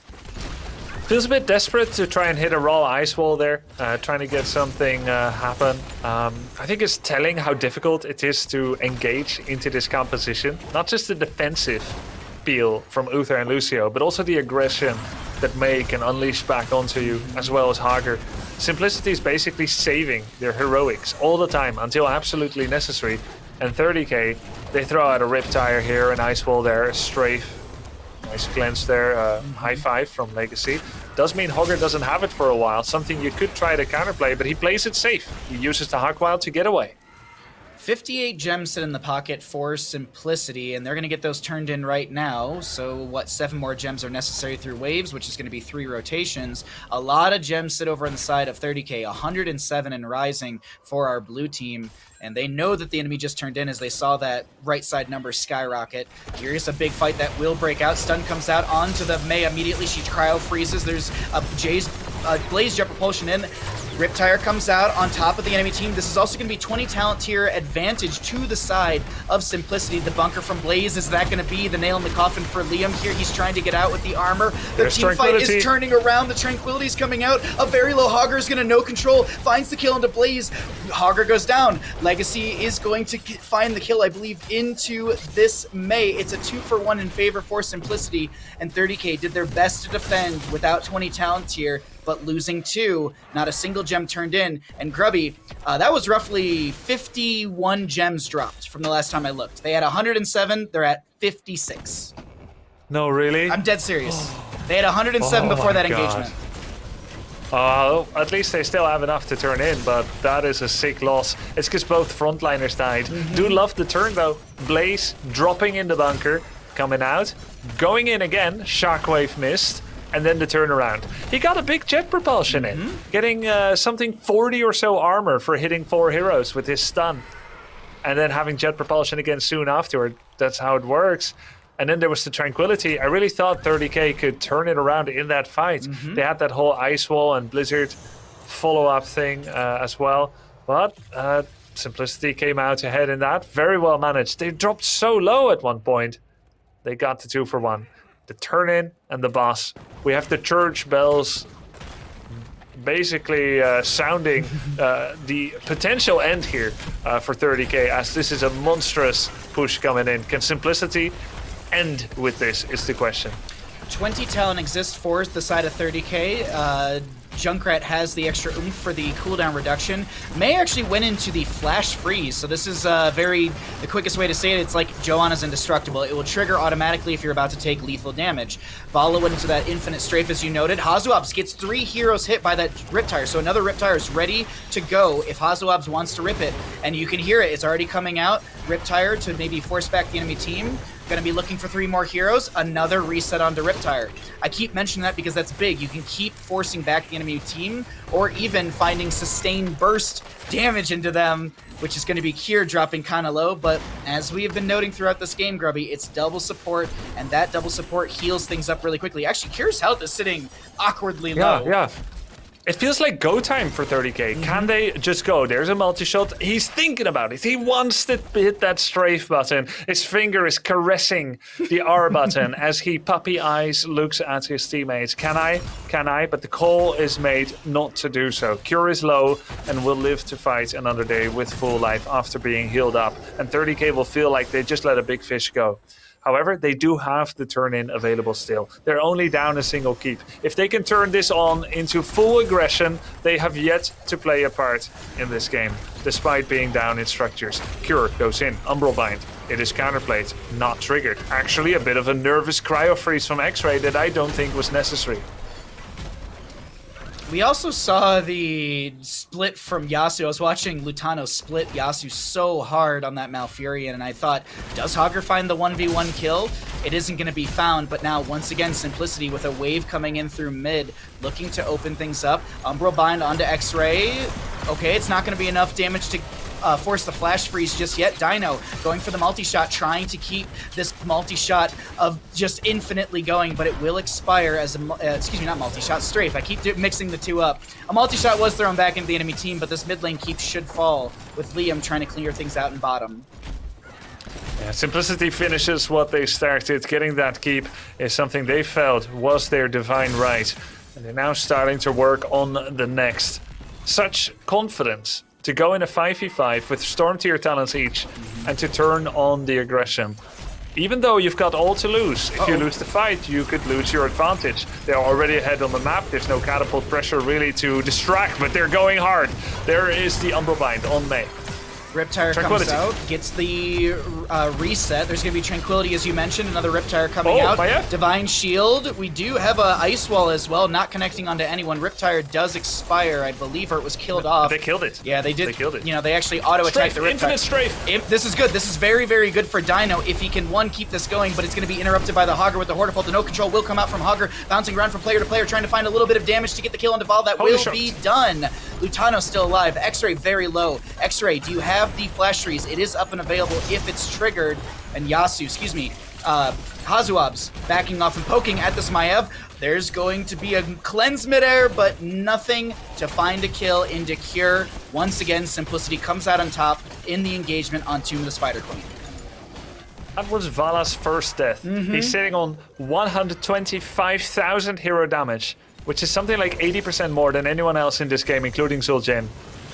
He's doing great. He's got a lot of multi-shot stacks, 130 stacks, which is dealing 500 bonus damage, but it's Simplicity that's staying alive through all that, with their double support, with their own scaling monster. There's Zul'jin. Hosty is looking to do core damage. Vala still out for 15 seconds. X-Ray uses the Ice Wall to try and keep himself alive. He will live. He doesn't need to use Cryo Freeze yet. Liam with the peel there, the jet propulsion. It's getting a little bit caught though. Has to use the bunker. In comes the Riptire. How many targets can it get? Now Furion in the bunker as well in order to save himself as the Riptire is delayed and will chase. There's about 6, 4, 1 second left on it. Huh, is counting different in Europe, Grubby? Do you guys just have less numbers? Yes, it's like Fahrenheit Celsius. It's the easiest way to explain thank it. you so much. Okay, thank you for the clarity. Yeah. As my dad, Europe is such a weird country. I know my dad never taught me that one when I was growing up. But okay, now I know. I'll have to call him after stream. We have turn availability for 30k. Can they get the last few? Well, can they get 60 gems turned in? Realistically, is what they need to do. These web weavers will be spawning far down in top and bottom. Mid lane would be crashing about halfway through the lane. And the one thing as always to note, web weavers slowly lose their health over time. X-Ray has the channel, 30k, looking to continue this game. Grubby, I just looked at the timer. I didn't even realize this. This is a 23-minute Tomb of Spider Queen game. It still, in my opinion, feels like it's anyone's game. And I know Simplicity's been pushing things in, but there's been signs of life from 30k in some of these fights. And it's just like, I feel like if it's one misplay from Simplicity, that's all 30k needs. But the Simplicity, they're not making those mistakes. They're the ones who are looking to even things out here in Tomb. Yeah, it's still all to play for, but certainly 30k must be feeling the pressure. Big. They're trying to make the play there. Someone has been caught. It's Zul'jin. He actually takes a D-shield and a high five. Simplicity is playing it safe.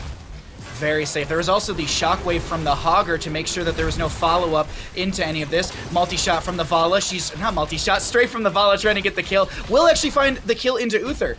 Strafe does end. Web Weavers are still pushing through top and bottom, but the top lane will expire before I feel like he even hits the minion wave. So this is a bit of an awkward Web Weaver phase for 30k, but if I do my caster math very quickly, 30k is not far off from actually another turn-in from this Web Weaver phase, which has pushed the waves up. So if 30k can get this here, Grubby, this is massive if they're going to get the, what, 4th or 5th Web Weaver of their own. Yeah, I think they need about 5 gems or so. Okay. They are gonna get this fort. It was healthy. That's a nice pickup. Mid fort was very low, so that doesn't feel too good. 30k might be looking to be in a situation where they just try to cheese boss. They're actually just gonna go straight for it. You can't just trap. You have to sell the illusion that you are going to be serious about taking it. Even when you're not, even when you're going to disengage the second someone shows up. And that's what they're doing here, but they're dropping low. X-Ray forced to create some peel here as he gets Umbral bound. He tries to get back into the bunker, but he actually gets chunked before he goes in, as does Junkrat. Wait, Hogger in the backline with no control killed Junkrat. It's 3v5. Can Dino get the return kill on Lutano? He's trying for it. The Hogger gets the Hog Wild and the Divine Shield.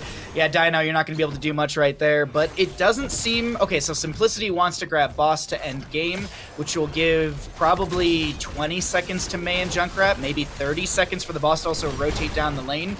We could see one big final stand from the side of 30k, but look at this. You have Uther stalling out Blaze. Wait, no.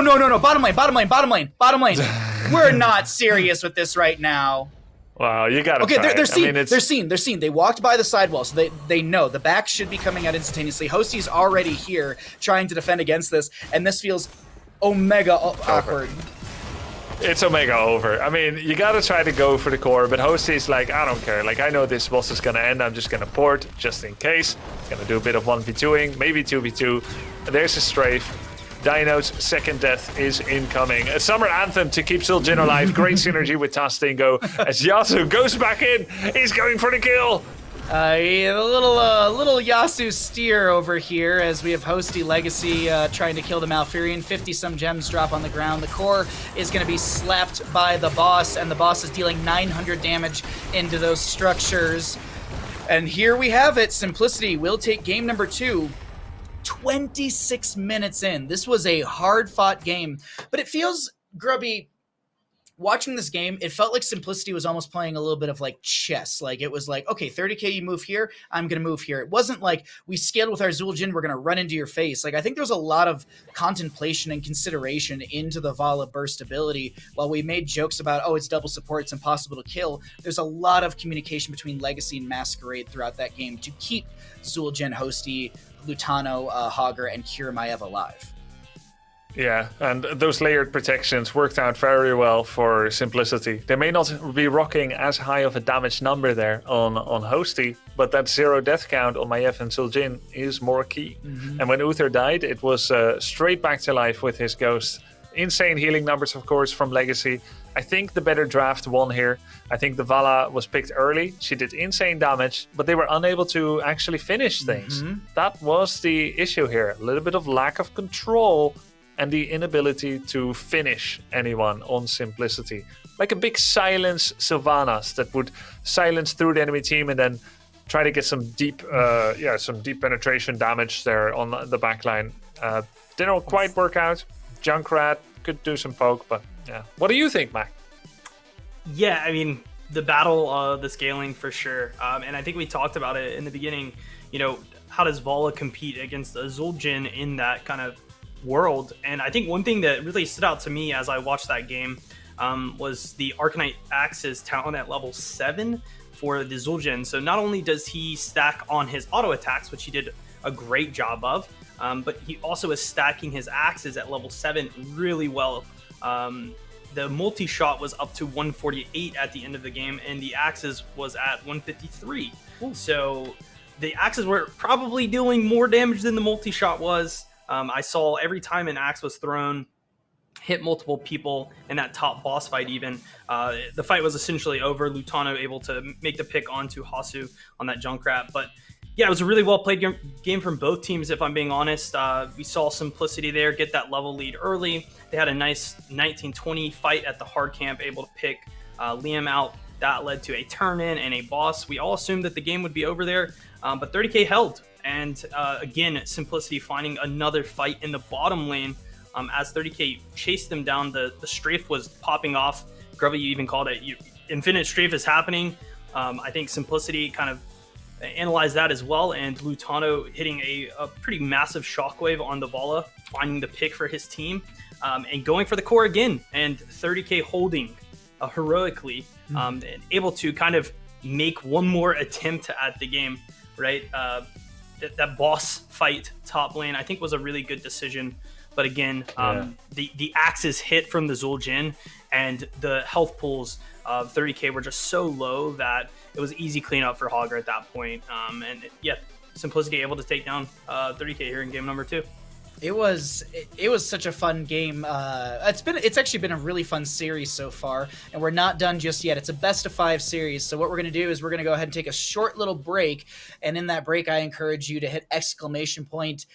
Prize pool so that you can get yourself over to the custom match arena page. We have currently hit $11,111.11. So thank you for the support, and thank you at home, whoever made that meme happen. We really do appreciate that. But if you would like to change those numbers up, or if you'd like to check out the custom match arena pages I mentioned beforehand, you can go ahead and hit ! Prize pool for that. But we're going to go ahead and take a short little break. We'll be back with more Heroes of the Storm. Will Simplicity continue to dominate, or will 30k have the upper hand? We'll see what happens here in a few minutes. Don't go anywhere. The kimchi meats. Welcome back to Heroes CCL. We weren't talking about food whatsoever in the break. No. We were talking about, ways to prepare Murky after frying him up on a map. And it's been quite a sizzling series so far between these two teams. We sit 1-1 with 30k and Simplicity here. And McIntyre, I'm just curious, what were you up to in your break? Yeah, we're just setting up a little Murky charcuterie board. Oh, okay. Yeah, a little Too far. Blue fried. shot face. We had some fried version, some kimchi. Yeah, a bunch of different types. Black pepper was a really nice touch. my God. But he keeps coming back, so we just keep trying different ways. It's easy. Multiple Cook ways him to up. prepare him and cook him up. But it has been a really, really fun series. So let's actually find out where we're going to head to for map number 3. And maybe, just maybe, we can see a Murky on this map, because we're going to be heading over to Towers of Doom. This will be the map choice of Simplicity, as 30K, the losing team, has opted for first pick priority for this third map. Going into Towers of Doom, I always like to bring up that this is the map that has some unique drafts, if you will. This is the place where we can see Abba Samuro, we could see Sergeant Hammer AFK bottom lane, we could see Valera and Abathur. It's a hotness that we haven't seen in a long time, but I personally think this is one of the best maps for it, Grubby. I don't know, is there any sort of like nicheness that you kind of like to bring on this map? Like, there's a lot of little really cool things.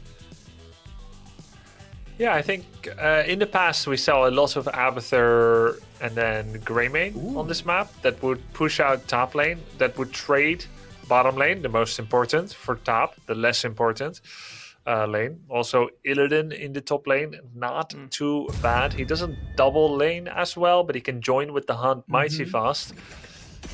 I don't know if teams have delved into that. I think mostly on the forefront of their mind is that both teams have a sick Chromie. True. That's why we saw that ban on Tomb. But I think now everyone is thinking about how lame it is to play into Uther Lucio, specifically Lucio. So I think we're going to see a Lucio ban. I think we're maybe still going to stick to the Stitches ban for simplicity. And the Zeratul is, of course, very scary. So perhaps if I'm 30k, I just ban Lucio and Zeratul. On the other hand, they have access to Lucio.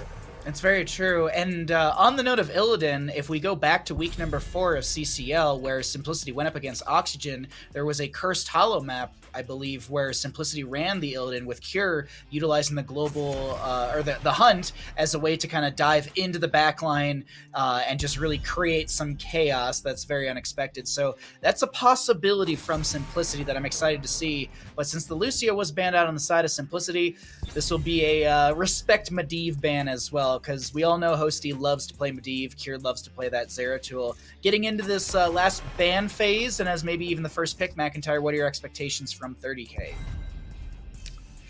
Yeah, it's hard to say. The Chromie is up, Grubby. Definitely a character that's very good on this map. The Stitches also up, very good on the map. These characters that can throw spells at you from fog are typically what we like to see on Towers of Doom, just because, again, there's so many effective angles around the objectives, just around the rotations even. You have to meet in the middle to fight each other, so we tend to see players kind of set and await them as they rotate and then try to land your skills from there. But Cassia, first pick, starting us off strong. Pretty safe pick, as well as this Anub Stukov. I think I have no complaints or concerns with these two characters. Basically leaves your draft completely open. They can one-shot, they can kite, they can do camps, and even siege, right? These two characters together. So you can go any direction with this 1-2 from Simplicity. And we'll see how 30k decides to respond. I would love to see a Stitches mouth coming out, or Stitches Brightwing. They're definitely selling that possibility again. Like, they have mouth, they've got the Haka. Cassia takes Falstad's place. If we compare it to the Cursed Hollow draft, in case you didn't see it, it was mouth, the Haka, Falstad, Stitches. Sorry, it was Brightwing, the Haka, Stitches, and Falstad, and one more. I don't remember what it was. Was it Cassia? Cassia, yeah. Yep. Yeah, so they're like going. It's almost all there. They banned Falstad, which means that Simplicity is either forgetting about it, unlikely, or calling the bluff of 30k and saying, go ahead and take Stitches. We will take fill in here. Tychus, perhaps? Maiev? Mathiel could be a good one as well on this map. Very good at soaking. Super effective too, again, with that Anub Stukov, right? I wonder if there's a consideration into like Leoric as well. Double soak from Leoric's really good. Entomb, like, let's say 30k goes to Gorge and Simplicity has this Leoric. Simplicity can then just entomb the Stitches, and that whole playstyle is gone, because it's not like there's an Anduin that could be grabbed from 30k True. that could then Leap of Faith the Stitches out of that Entomb. So I actually really like the idea of seeing a Leoric for the side of Simplicity, but I hear you oohing over there, McIntyre. What if Simplicity goes Stitches? Side lane Stitches, 5 hits. Okay, Unlikely. now people in my chat have been like, oh, I'm gonna make it a thing, and I'm like, you do you, bud, but I haven't seen it yet myself, and it will be a Sonya Vala. I mean, Stitches is great here. Yes. I think so far. Like, it feels like Simplicity is sleeping on it. Maybe they don't care. Maybe I'm underestimating how much 30k might want it, but I don't see any reason not to do it. Leoric may be that key pick, but you just go. I think you just go Stitches here and then Junkrat. I would actually love that. Or the Tychus. Nice. I mean, a new protecting the Great Stitches. into. Yeah, Nubrek wants to be in your face. It's great into hard engage as well. You take armor from various things, and then you can minigun and leap Sonya, Wrath Sonya, and the Nubarak. They only get to enjoy the front line for 2 seconds, and then they're gone. Yep.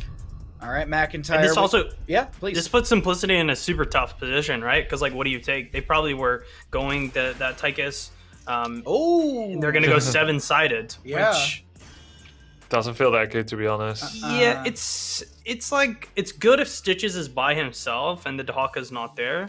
But I think if the Dahaka is there, they're gonna have a hard time. I'd also argue that like Cassia in this case for 30k is kind of the main tank.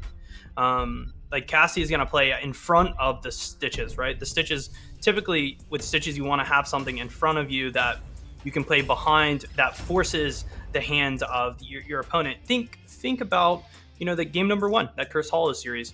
The Stitches was the bait, and because the Stitches was there, we got a 5-man gust. Same goes. Cassia steps forward. They're like, oh, let's kill Cassia. She's their ranged assassin, right? And then, whoop, Stitches hooked from the Fog of War, pull someone in, and the trap has been set in place and I guess used to its full maximum potential, something like that. Yes, something like that. Something like that. But yeah, I like that a lot. And I do like the Dahaka pick. Liam had a really good Dahaka game, number 1. I'm gonna go for them again. The Dahaka looked really good. I'd like to see it again look good here on Towers of Doom. All right. That would be my winner. Alrighty, McIntyre, thank you for the breakdown as always. We're going to go ahead and get on into Towers of Doom with equal score from both of these teams in our best of 5 series. We've got on the 30k blue side, Liam on the Dahaka, Hazuabs on the Tychus, Yasu playing the Malfurion, Dino on the Cassia, and X-Ray on the Stitches once again. For the side of Simplicity, we are going to be looking at Legacy on the Stukov, Hosty playing the Vala, Masquerade on the Anubarak, Cure on the Karazim, and Lutano playing the Sonya. I started hearing the voice line Grubby from the Tychus as we panned away. My really quick thing, I actually lean into 30k. I do like, though, the adaptation from Simplicity with the Karazim, because I feel like the cleansing dash is going to be a big factor into this. But before we get into your thoughts, let's actually get into this engagement, Grubby. X-Ray taking a ton of damage trying to get out. 30 armor, 15% bonus healing, but he couldn't get away. It's actually criminal how long that took for him to go down. He should have, like, if that's an ETC, he dies in half the time. Oh, yeah. As Dino playing on the front line as McIntyre preordained. It was written in the stars. But, okay, it's the first kill for Simplicity. They win the rotation, which is key as well. And they should be winning that for a while. Just if you look at things, right? Like, Stitches doesn't feature in the same ways that other tanks do. You don't misstep and have Stitches punish you instantly at level 1. That was always going to happen. But Simplicity did it quite well with the body blocks. And that's why Stitches ended up dying, because he took a lot of healing. I love the combo that we're also setting up here from Yasu as well. Not only are these roots with the Emerald Dreams from level 1 a great way to just lock down a single person in a point, but you have then Liam on this Dahaka with the tongue drag, or even X-Ray Stitches to be able to, yoink that person later on. So it's really, really interesting. Here doing a lot of rotations on this Karazim as well. This is an exciting matchup here, Grubby. Like, I still, like, as much as I lean into 30k immediately, I do think Simplicity has a lot of good tools to control and win out this game. They definitely have tools, but after this little skirmish ends here, that I think 30k should give. Oh no, never mind. The Haka comes in, 50% spell armor with that level 1 Dark Swarm talent. Very, very survivable. We do have the first kill here for Simplicity, and Lutano, he's committed. He can't go back, he wants to get the kill, and he does. Cure comes in from the other side. It's a 2 for 1 in favor of Simplicity. Now it's a 2 for 2, 3 for 2. Do we have any 3 for 3s? Maybe 4 for 2? We have 4 for 2, going once, going twice, as Liam gets body blocked. It's gonna be a 5-man wipe. Well, that was a start to Towers of Doom. I have never. But the Sappers went to 30k. Yay! Hey, GG. For anyone wondering, heroic experience difference between the two teams: 862 experience over to 30k, 2,433 over to the side of Simplicity, and we're seeing about a half a level, maybe a little bit more than that, lead over to the side of Simplicity. And bottom lane is really being hard pressed. The death timers are short, so maybe I'm not respecting it enough. And I thought Simplicity was going to dominate this first objective phase, but it seems like 30k will actually come out on top. Well, they still can. I mean, there's not much Stitches can do really here to buy time. There's a weighted pustule from Legacy to interrupt Hasu getting the cheesy channel in a 3v4. We have a 1-for-1 split up top, and this should be it for 30k to disengage and give that, to give that up. We have a Master Assassin coming from Tychus. This is usually a nod towards Odin-focused team fights. You take Master Assassin when you're scared. When you're not able to, in fights, stand and channel minigun for any long duration at all in 5-on-5s. You can do it in 3v3s, 1-on-1s, but in 5-on-5s, you can't minigun. You go for Master Assassin, so your Odin has more attack speed, and you get more value from the backline more safely. You get that 25 armor, the bonus attack speed. But here's the thing. Although Simplicity has been doing well so far in some fights that honestly I almost feel like 30k shouldn't have taken, I do wonder whether Simplicity has what it takes to win mid-game fights. Their comp, Karazim says, I want to blow up a singular front line with 7-sided if we isolate. And you can maybe do that with Cocoon. And Vala says, I want to spread damage on everyone. Sonya, a little bit of both. Some spread, some single target. And it just doesn't feel like there is like one purpose. You either blow up the front, you blow up the back. I don't think Cassia and Tychus are very easy to kill. So yeah, I guess it all comes down to whether Cocoon can isolate Stitches away from the rest. Cocoon on the Haka, 7-sided Stitches that get CC'd. But I like the potential for hook and tangle kills from level 13 so much that I do think 30k is favored, despite being behind right now.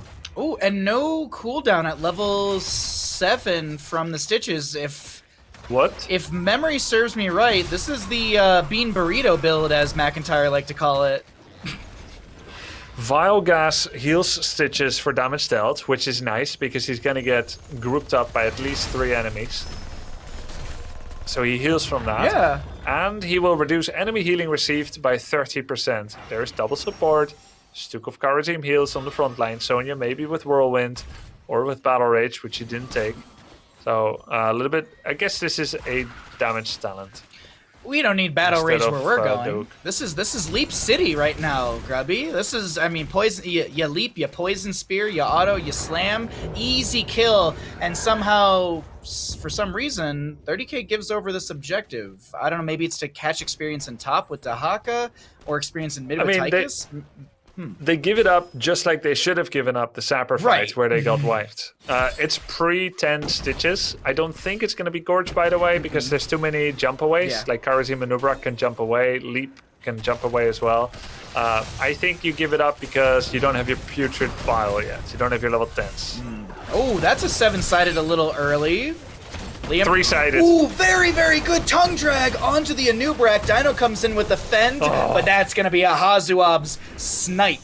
A Snipe-uabs. Snipe-uabs gets his first Master Assassin stack. No difference whether you have 0 stacks or 14. It's all about the baseline value and the 15 stacks. There's number 1. We have Putrid Bile, Ball Lightning, Tranquility, fighting fully for the sustain. And not having Gorge be follow-up to Hook, but having Entangle be follow-up to Hook. You can see they're practicing that combo. Hasn't really connected yet. But if you land that on a Vala, she's pretty much dead. She did.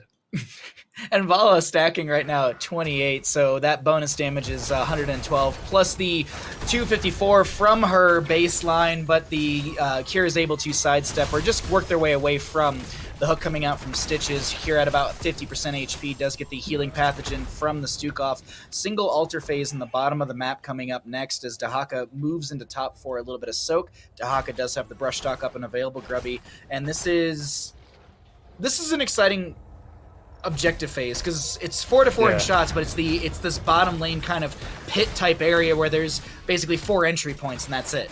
5 for Dahaka, one more. Yeah, that's true. And he is not yet burrowing in. He wants another mid wave, but I think that he needs to come right here. That's a big blow up by Simplicity. Very well performed on the backline. Tranquility wasn't even used. And Cassia and Malf just get blown up. Out of position, found by Masquerade. We do have a return kill there by Hazuops and Liam. No, this is 3v5. They're getting kills. Cure is low. Legacy is as well, who passes on the healing pathogen to some friendly members. The Dahaka didn't go for the feeding frenzy, so there's no cooldown reduction off of autos into the tongue drag, but the hook will connect. Karazin gets the dash away. Massive shove from the Stukov won't connect onto them, but the fight still continues as Dino and Yasu are going to be able to come into this team fight. And Vala, who spawns a little bit late, isn't going... No, she's working her way in. Cure actually moves into the top lane. Or no, sorry. Hosty on the... Sonya moves into the mid lane. I am all over the place with this because the fight is quite literally the same. Cure's on Karazim, that's why it's surprising. It's Lutano on the Sonya here. They're gonna blow up. Malfurion, Tranquility comes in, he dies a second later. Another great blow up combination there. Burrow Charge and Leap getting the reach that would otherwise make these backliners very hard to hit. Yanzu is gonna have to position way far back. He may be feeling incredulous right now, like how far back can I really position? Can I help at all? But here is the hook. Now X-Ray and 30k can start to bring the fight to themselves. Not sure a hook now would be good though. Malf is not there for the follow-up. If it was a Vala, maybe you'd find some potential kill into her. You've got the the blinds from Cassia. No inner light actually at level 4 either from the Cassia as well, as the Shambling Horror will be triggered by the Stitches. He's trying to step into this wave before the Sappers trigger and charge into the bottom lane fort. One Sapper will connect. Tychus getting very low, but 1, 2, 3 more will go into this bottom lane fort, sitting at about 30% HP. Liam comes in with the brush stock here. Misses the drag tongue, but of course people don't want to get hit. They dodge. This is possible and allowed. So we have 30k now looking to try and make a come back into this game, but it's Simplicity that has been surgically executing their blow-up comp to much greater effect than on Cursed Hollow. There's the 7-sided. Nature's Cure, it's not enough. He was way out in a 2v3, and the turnaround attempt by 30k in the top lane. Isolation has missed. They're looking to blow up Anubarak. Tongue drag. And there's the drag tongue. It was fantastic. Nice drag. Well played from Liam to set up that kill and counter kill, but it's still 5 to 10 in kills with a solid level lead over to Simplicity, who are going to be approaching 16 as our double altar phase will be in the top portion of the map. Technically this should be a split, but I wonder if Simplicity plays it aggressive. No, I'm looking at death timers. Anubarak down for 17 seconds. I feel like we just trade these out and we say go next. Very difficult to claim 2 of the altars in this case. For either team, no, even if you're 5v3, just because stalling is so effective around this position. So a 1-for-1, that's 5 versus 3 in shots in favor of Simplicity. They're also going to squeeze out a boss, as we do have a bit of a pause. We're not sure why, but we're going to just take stock of the situation.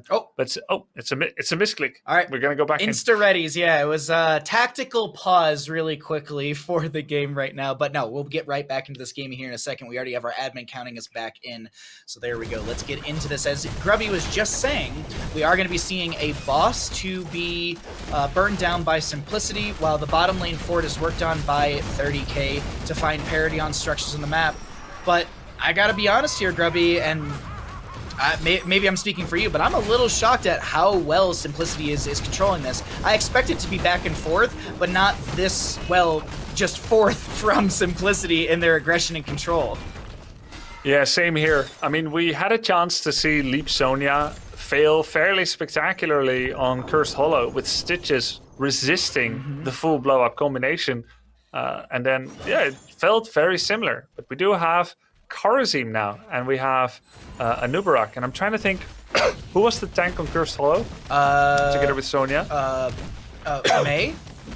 Yeah, May, because there was the... Maybe it was May. It was the May, because there was the ice yeah. wall. And she's slower. Like, she slows every enemy. Oh, there's a... Yeah. That's Good luck, Stitches. an awkward...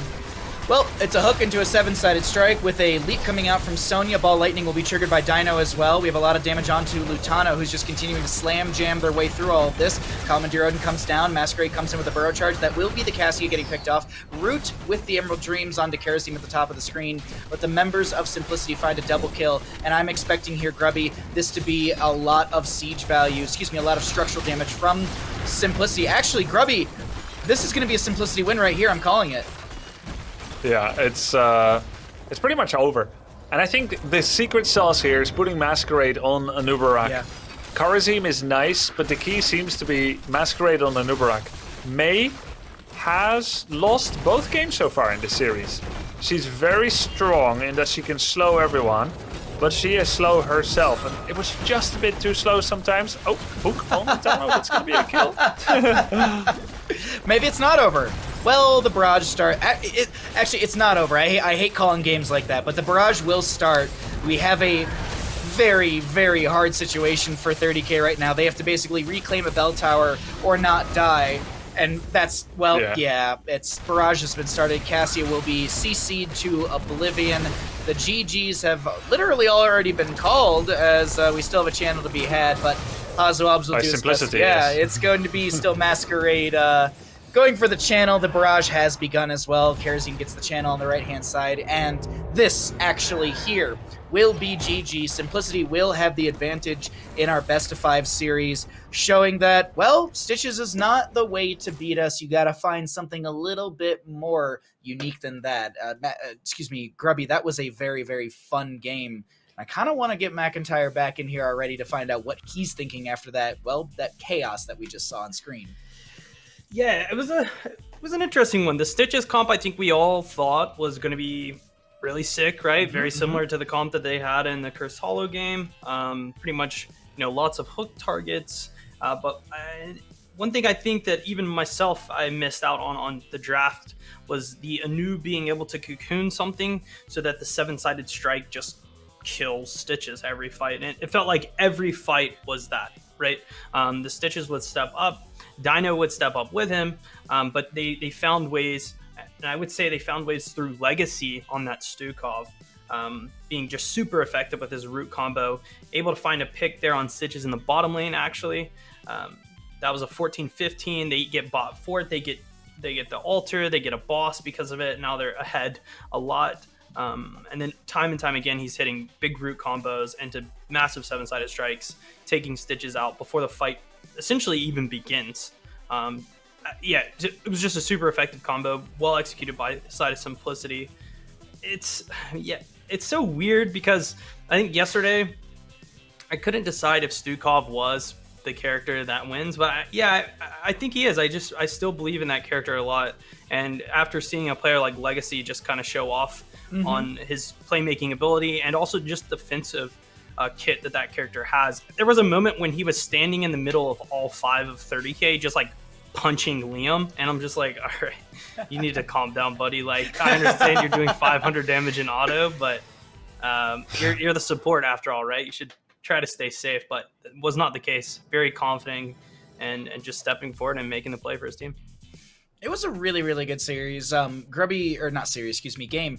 Grubby, any closing thoughts on that Towers of Doom game, or even just the compositions we saw there? Because I'm honestly I'm still reeling a little bit. I was expecting not more back and forth. To be closer? Exactly. Like, I feel like that's taking away a little bit from Simplicity, but that was my expectation going into this, looking at the drafts. Well, Malfurion, great follow-up to Stitches, but not great into Burst and Dive if you don't go Twilight, and you can still get interrupted in that. We saw a Vala Malf pickup that I didn't really believe in. because it was too early and you don't have Stukov's armor block to stop dive. Now, once again, a very early Malf, which is great follow-up to Stitches in a passive game if your opponent lacks dive, or if they fail their dive, which they kind of did in game 1. That's why I really misread how this could potentially go. Plus, we can't tell the future. Like, it's literally down to people's execution. Yeah. Simplicity executed very well. Malf could not stop any kind of burst that was happening with that, with Tranquility or otherwise. And it seems like it was solved here. One more trend to pick up is that double support now won twice for Simplicity. That's something to consider. You may be looking to pick up and continue on that trend if you are Simplicity, and for 30k to try and counter it. Well, we'll see actually what map we're going to head to for map number 4 and see if that trend can continue here, because map number 4 is going to be the choice of Simplicity, meaning that 30k has opted for first pick priority, and Simplicity are going to take us to Dragonshire, another wonderful competitive tried and true map, if you will. We were saying earlier today, or at least I was saying, you know, we don't often start on like Cursed Hollow like we did in our best of 5, or this best of 5.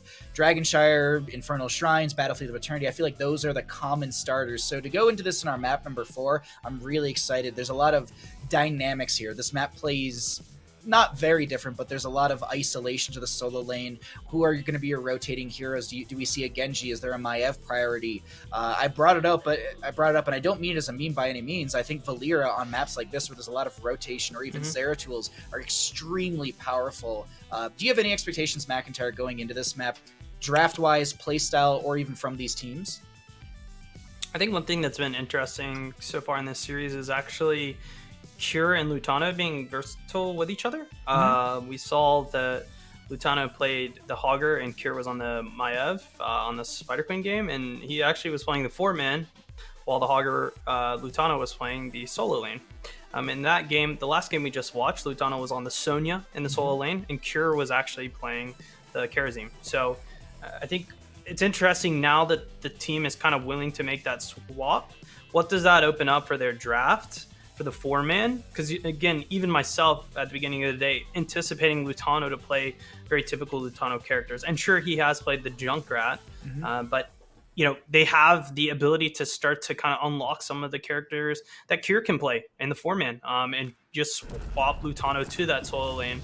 So yeah, it's going to be a fun one. Dragonshire is, again, one of those maps that so many different strategies, so many different ways you can play it, and teams tend to lean into their strengths for sure. And also just, you know, some pocket strategies. Valeera being one of them. I think she's also very effective on this map. Azmodan, again, this is probably one of his best maps, if I'm being honest. He can clear every wave on the map from the middle of the map. So once his Q gets stacked up, you can just one-shot any wave, anywhere, anytime. I think this map's going to be really fun. We'll see how both of these teams go as the draft is starting up. As we're talking about this buffet of heroes, in a sense, Grubby, I know you're a big proponent of it. Nova, who's going to prioritize the Nova here? I think both are afraid that the other team takes it. Yeah, so no one's going to draft it. But they could counter with Valeera, so yeah.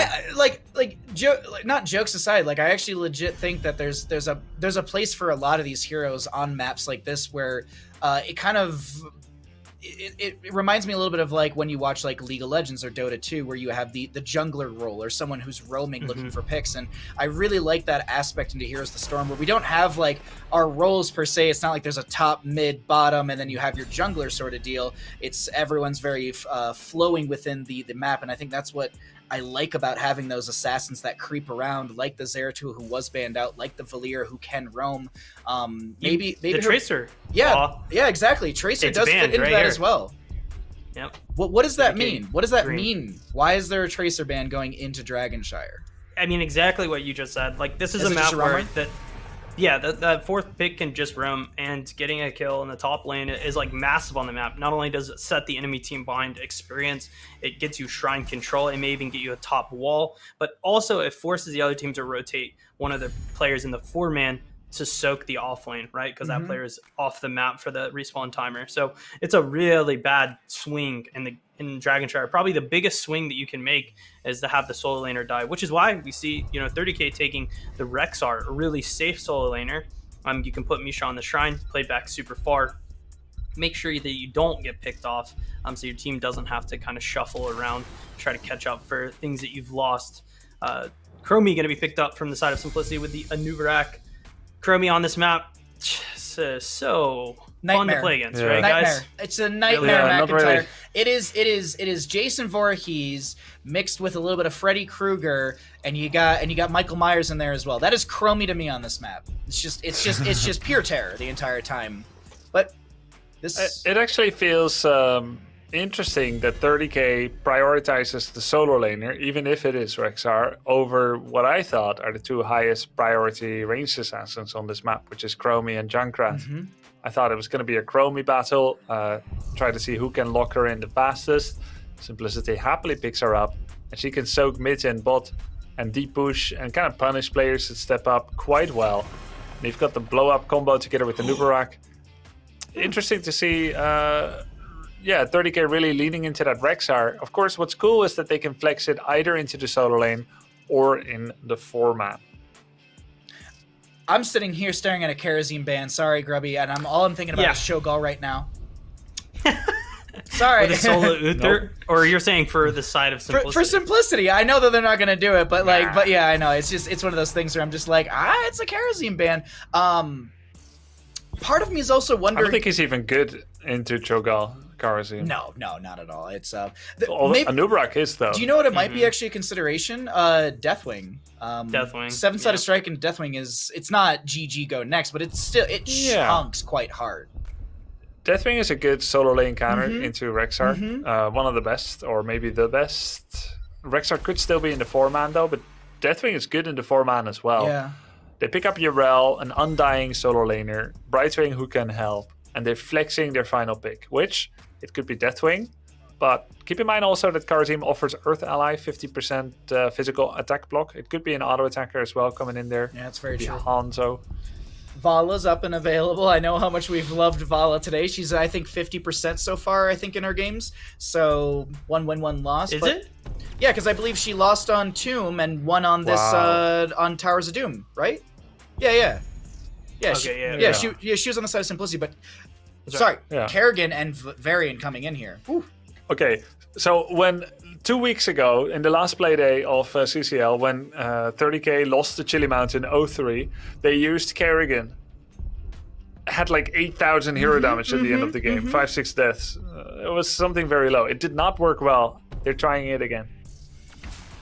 It is against the Anubarak too, I think, is maybe where they use it. Or at least I'm always really into the Kerrigan against the Anu because you can get the combo off when he burrows in. Even if he wraps you up, the combo still comes out. Ultralisk is really good at following up as well. And I guess they're just trying to play really aggressive with it. With the variant taunt, the issue is that Simplicity has drafted a comp that I would argue is very good at just saying you're going to get nowhere near us. We're going to continue to back up. We're going to continue to create space. You have to go through either a slowing sands, a trap, and a noob knockup. If you get onto us, Kerrigan, you're going to get polymorphed. You might get wrapped up. You might get Junkrat mind away. Like, there are so many layers that they have to go through to kind of get an engage to happen that it seems a bit forced. I mean, I think it's cool. I love seeing comps like this that are basically saying we're going to use our mechanics, we're going to use our synergy as a team to one-shot CC somebody out. But they just kind of get brick-walled when a draft like Simplicity's comes into play. So much peel, so much poke. I'm going to give it to Simplicity. I think their comp is just super sick for the map. Alrighty, McIntyre, we'll see if you're right. Everything hinges on your prediction here for this game number 4, as we've got 30K on the left-hand side trying to take us to a game number 5 through Dragonshire. We've got Varian played by X-Ray, Liam on the Kerrigan, Hazuabs playing Rexar, Dino on the Sylvanas, Yasu on the Uther, and Misha to be played by Misha, or the bear that broke my window this morning. We are going to be on the right-hand side seeing Simplicity. It is going to be Cure on the Urel, Hosty on the Chromie, Masquerade playing Anubrak, Lutano on the Junkrat, Legacy on the Brightwing. Can Simplicity take a 3-1 against 30K? We'll find out here in just a second. And Grubby, I got to agree with McIntyre on this. As the draft unfolded, I keep looking at Simplicity and saying, I don't see how 30K steps into this or even controls you as a team. So I give this to Simplicity as well. This draft works for 30K. It's variant comp into Kerrigan combo, into Uther and Rexar stuns. There's loads of CC. Brightwing has a long cooldown cleanse. And then once you get all the kills in the world, you use Sylvanas to Black Arrow the towers. It all works. However, maybe not into this draft. I think there's too much defensive CC. I think Simplicity has one of the most defensive drafts you can possibly have with everything that they have. And I think you guys said it perfectly. And how does Varian get reach on Junkrat, who has like 10 range? Chromie with like 1,000,000 range. Anubrak, who has cleanse on himself with Burrow Charge, loads of stuns, Heroes, Undying. How do you get the reach? Varian can't just walk up to Junkrat and taunt him. That never happens. There are traps, mines, polys, stuns. Grubby, I just gave it away. I gave you the answer. Did you not hear me? What? It's just you just scream at the enemy's face. You don't taunt them. You just scream at their face and dive in with your two-handed sword. You go C-smash. Okay, so you go on Discord. You enter the other team's voice chat. Oh no. And then you shout. Don't do that, by the way, players. Probably not allowed. In that part. No. Do not do that. No.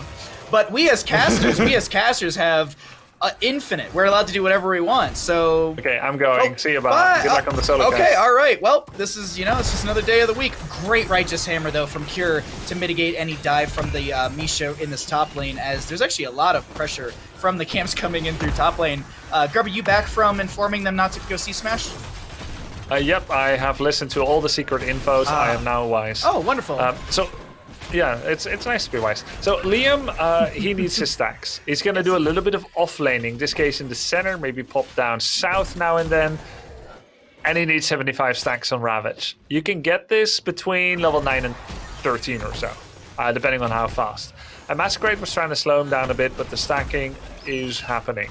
And Simplicity is not observing Fairlane methodology, Storm League methodology. They're 3-manning top. They're using the Bruiser Camp to make sure that Rexar does not have that top wall. It's so important because Rexar can hang out at his top wall and put Misha on the point. Once those towers are gone, he needs to actually be more at risk. He's very gankable at that point from the rotations, but Simplicity's composition, albeit has a lot of damage, doesn't feel like it's the one to roam and gank. I feel like this Chromie's going to be not hard stuck, but going to be reporting to bottom lane for quite some time. And Dino's burst ability as the Sylvanas scales is something Hosty needs to respect, and I think that's why we're seeing Hosty play this lane a little bit further back. Yasu comes in, but they're a little too far back to be able to find the run-in stun and find some sort of damage. We also, by the way, have Pursuit of Justice from Yasu to look for those chase kills in the future. I do think that Dino was getting some good trades. He was dodging, he was using his long range Withering Fire to get some trade damage on Hosty. So that was well done. There's a stun on Anubrak. But he burrow charges away and he says, goodbye 30k, I don't feel like playing with you in mid. I'm gonna go to top lane and hang out with a bear and a space goat. Look at the hero damage for Kerrigan. Lowest in the game, 707. Lol. Oh, that looks like me when I play Nova. But my siege damage actually. You know you get stacks when you hit snipes, right? Not when you miss. You just like keep stacking. Grubby! Now I know. All right, well I'll have to adjust that when I play Nova this week. I was just hitting minions. Full 180, no scope. Yeah, I also turned my my DPI to the highest on my mouse, and I was just spinning the cursor around and just hitting Q if I could get that 360 no scope. But the taunt comes in onto the Anubrak through mid, and once again Anubrak burrow charges away. Utano has a concussion mine, and realistically no damage was hit onto Masquerade, and I feel like actually X-Ray took damage out of that engagement. Who has the better scaling is the question. In a game of stalls where 30k wants to hard engage and Simplicity doesn't want to give it to them, is there a late game monster? As Masquerade narrowly escapes a big blow up here. Brightwing, by the way, with the cleanse build, even the critical mist, where you heal extra when someone gets CC'd, definitely seems wise in this situation. But who is scaling better? Which late game is the most monstrous? Well, Anubrak gets Rewind. Junkrat, maybe multi-Riptires, or with a look at this level 4, it might be the Cannonballs. Brightwing, Invisible Friends. Urel doesn't die. That pretty much covers that. And Chromie, Piercing Sands, perhaps? Yeah. And on the other side, Kerrigan, gets Blink, more reach. Glory to the Alliance Varian. You get Rexar with the boars that can root, but that's going to be cleansed out by Brightwing, perhaps. But then there are layers of CC. She can only cleanse once. Sylvanas, Bolt, Wailing Arrow. Call of the Dark Lady is Uther, great too. Undying. What's that? Call of the Dark Lady. Oh, okay. If it was the Mind Control upgrade, that's really good as well. But it's actually going to be Wailing Arrow. I think both level 20s are not the insane scaling we usually talk about. There is no Zeratul, there's no Vala or Zul'jin where we're like, oh man, if they can just keep stacking and go late game. So it's funny, like, stalling here doesn't necessarily win the game for Simplicity. I don't think they are scaling better than 30k. So while 30k can and does want to run at Simplicity, they do not necessarily require it. Oh, sorry. I looked at that and I was like, who just got thrown over the wall? I glanced around too quickly and I was okay, it was Lutano, who's absolutely fine.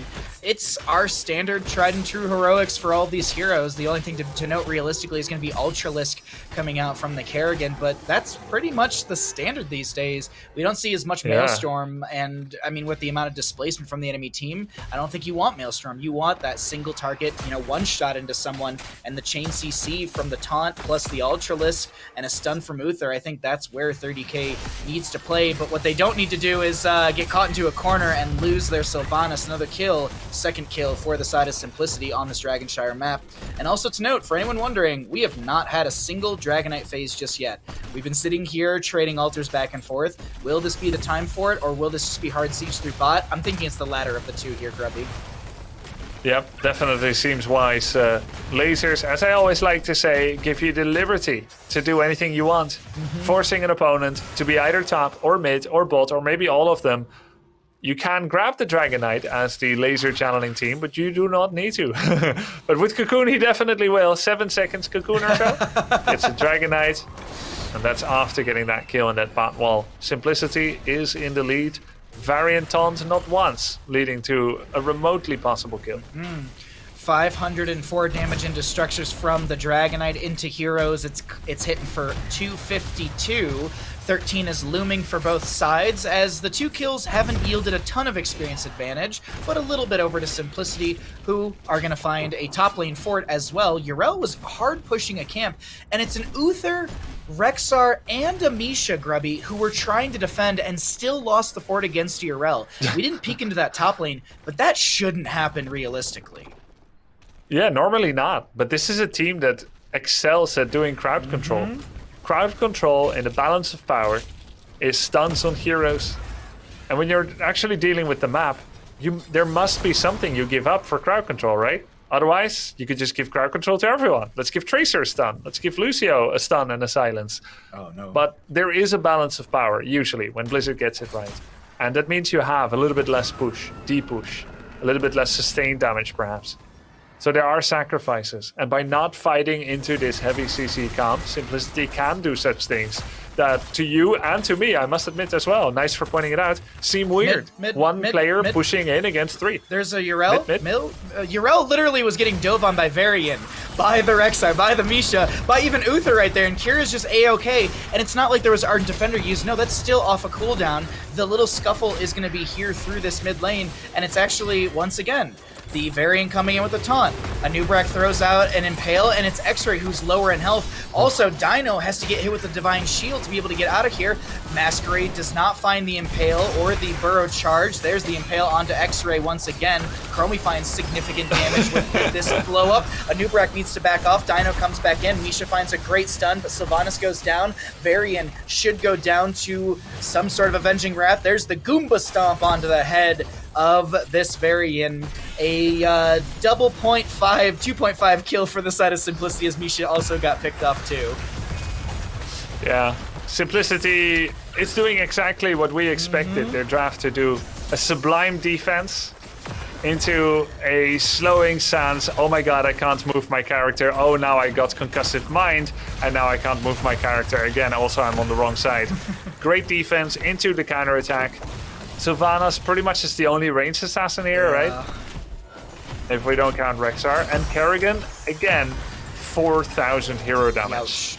That's 20% less than Brightwing. I'm sorry, excuse me? I'm gonna say it again, it's 20% less than Brightwing.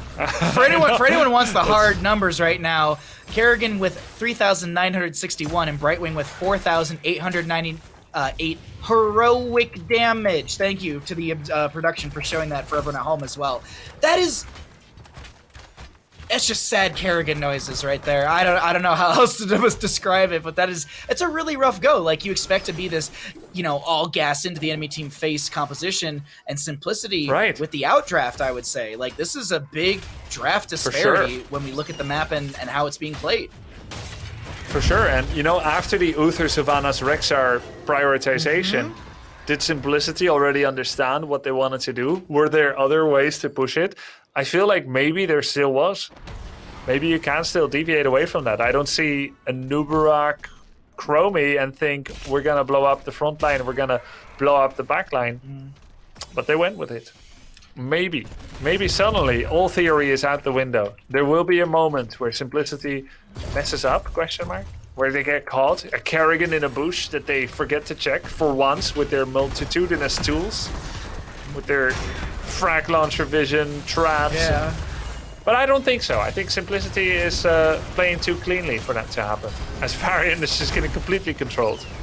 Kick from the Dragonite will separate Sylvanas, the main source of sustained damage. Liam taking a lot of damage from the Dragonite, does hit the Chrysalis and gets the Divine Shield. Little overlap on some tools they're used to keep Kerrigan alive. Dragonite is hitting for 311, and into structures that's 621 damage. We do have this keep getting shots out onto the Dragonite. Will this keep go down? The Nubarak will fall out of the Dragonite phase, and the Burrow charge away. Varian with a little bit of a kiss to cure, and no taunt coming out.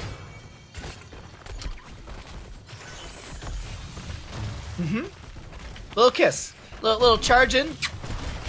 Yeah, sorry, I'm just thinking about how do you set up a counterattack. Okay. Look, the common bush for wrapping around is being covered by traps. Yes. So Varian now has been spotted, and he's gonna get both in the trap and the time trap. He comes out rooted, he takes a load of damage. In comes the Wailing Arrow. Dino looking to pop off, but he gets cocooned. There's the stun into a Nubarak. There's the first kill. The flank worked after all for now. But Varian is being dissuaded to continue this attack. It's first blood for 30k, but no reason to celebrate. Siege Camp was on their keep. Simplicity made sure that this came at a cost. I cannot believe that with the armor reduction from the chronic conditions, the time troubles at level 4, that didn't allow the burst ability to be available onto this variant. There was a little bit of that extra armor from Uther to mitigate some of that, but now the dive onto Cure, there's a lot of big blow coming out from 30k, but the phase shift from Brightwing is going to be on time. Will Legacy go down? Yes, one axe from Rexar is enough, and Grubby, is this the moment that 30k has been looking for, itching for, diving for throughout this game?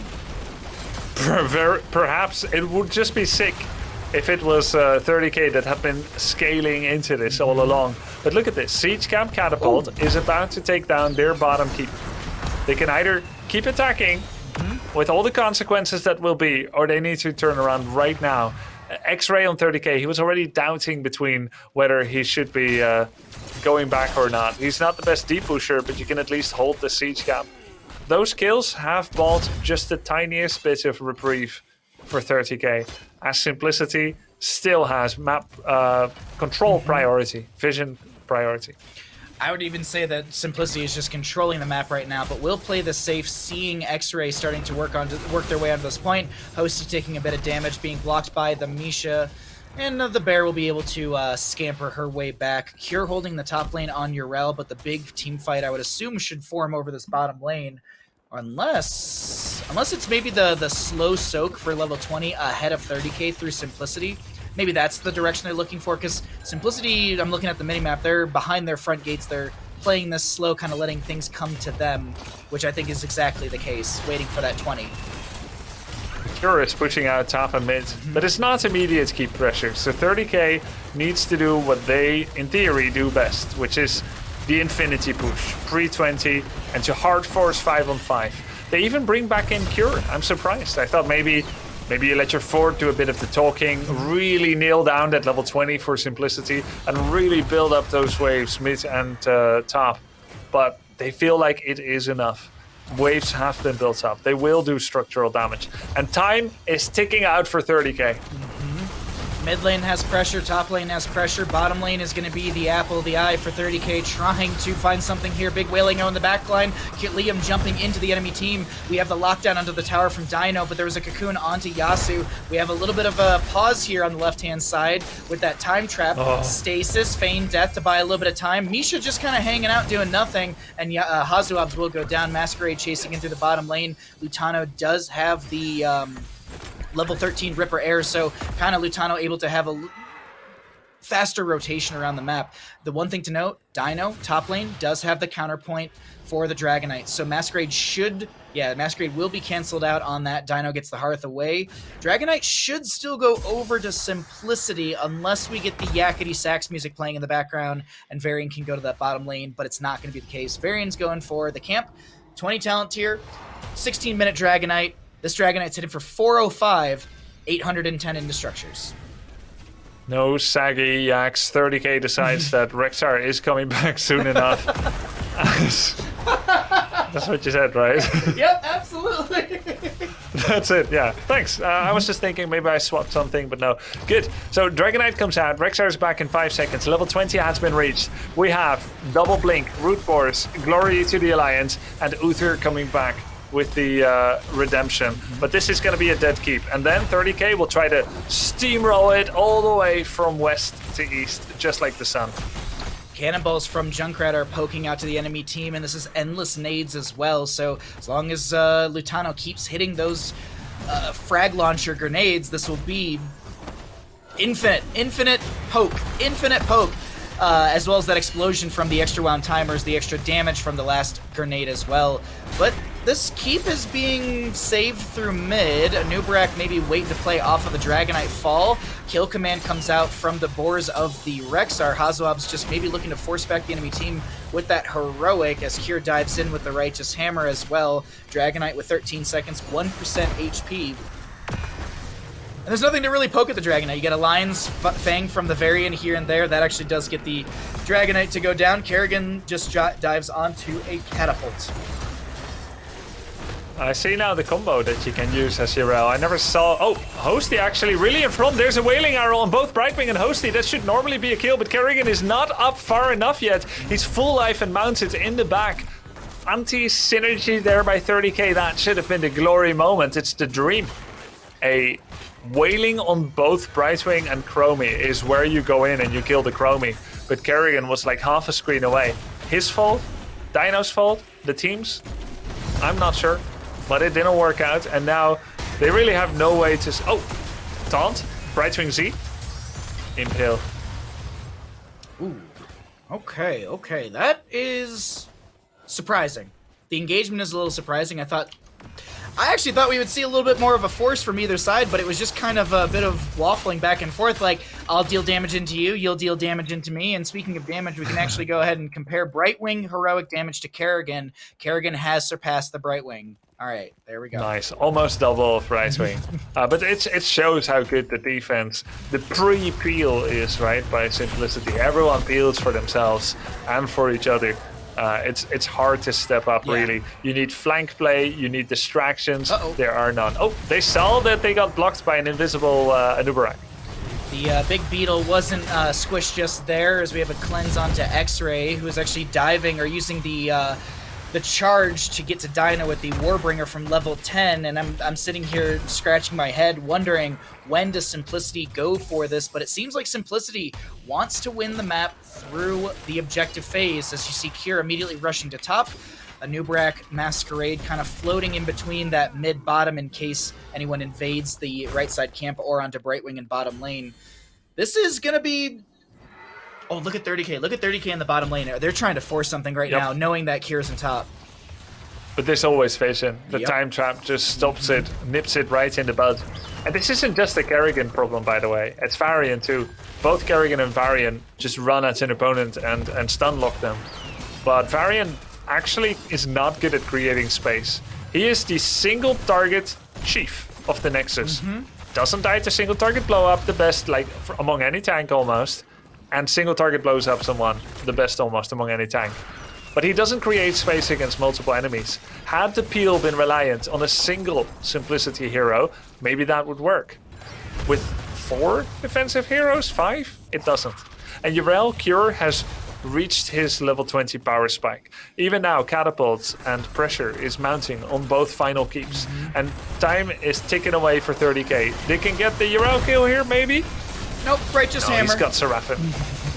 Righteous Hammer. X-Ray, though, very low. Almost goes down to the Chromie Sands. 160-some health right there. Kier dives into the backline, gets a Righteous Hammer onto Liam. Liam goes in with the massive dive potential, and Ardent Defender's used as a defensive tool. Doesn't actually get any healing up, but X-Ray has to hearth back to try and either get the save on the top lane keep, mid lane keep, or I think this is more or less just HP for the Varian, and he needs to re-engage immediately. Cure sharking around through top lane, either to finish the damage on that top lane keep or scout out against the enemy team. I think it actually might be a little bit of a combo of both, as this is going to be Hazuabs with the Righteous Hammer, but there's a cleanse from Yasu over the wall. Cure keeps using this combo. He turns on Righteous Hammer, uses his bonus movement speed to walk up. The moment any CC comes his way, Seraphim, which is on a 10-second cooldown, hits his hammer and jumps out. It is, and he just keeps repeating that combo. It's very disruptive and annoying. It's a lot of the top tier URL players that I've seen, like Cure obviously, and Liam as well. Notable URL players, that's the combo I see a lot, just always running around with level 16 with the Templar's Verdict. You're just running around trying to use that for the armor reduction, but you also have the Righteous Momentum at level 7 to give you a little bit of movement speed so you can run with that. So I really like that combo we've seen from URL players, but once again, X-Ray takes so much damage and is almost going to go down, this time somewhere in the 250 range. This map right now, Grubby, is absolute chaos. 30k are potentially going to go down here as the fight breaks out. Varian goes down the left side of our screen. There is a cocoon onto Yasu, who could have had some extra healing in. Blink in from the Kerrigan into a Nubrak's face, but Kerrigan goes down. This is a very low dino. They're going to get picked off as well. Hazuabs and Cure are battling out. Yasu has the level 20 to bring himself back to life, but he can't bring his friends back to life. Sad Uther noises as he will respawn. Junkrat uses that Ripper Air to get to mid lane. Chase from the Righteous Hammer. Wait. Uther is getting... Uther? We gotta see it. And that will be a... By the holy light. That will be a pentakill. I guess a... What is 6 kills? What do you say for that one? Sextuple kill. From the side of Simplicity. Grab the Dragonite. And this will be series over to Simplicity in a 3-1 fashion.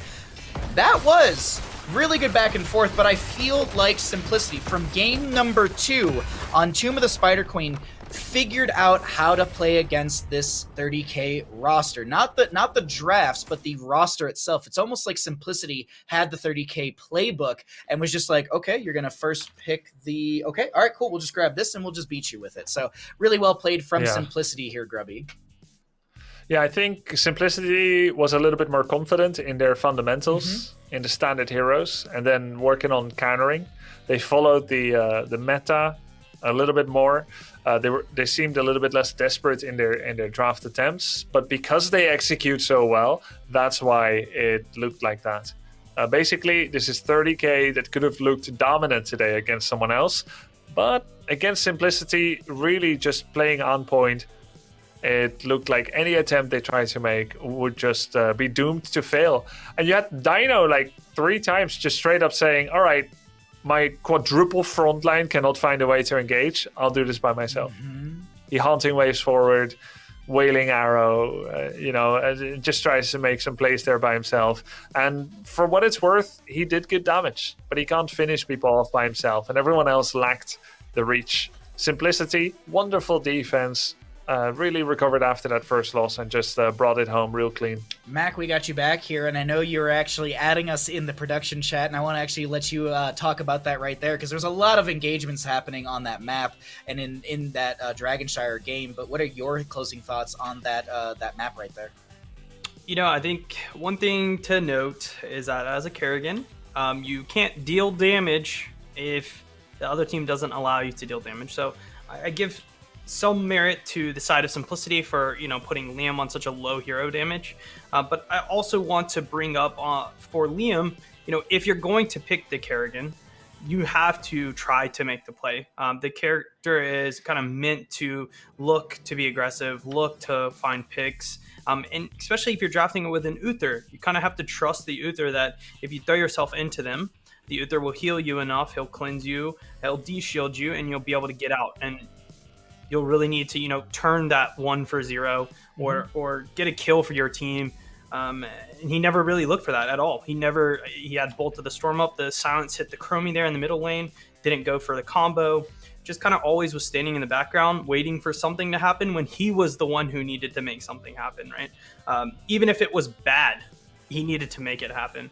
I also want to mention the Rexar first pick from 30K, I think was bad.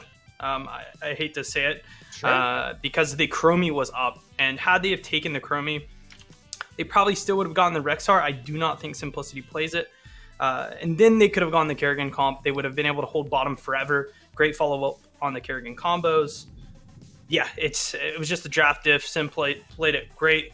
And yeah, here they are, 3-1 against 30K.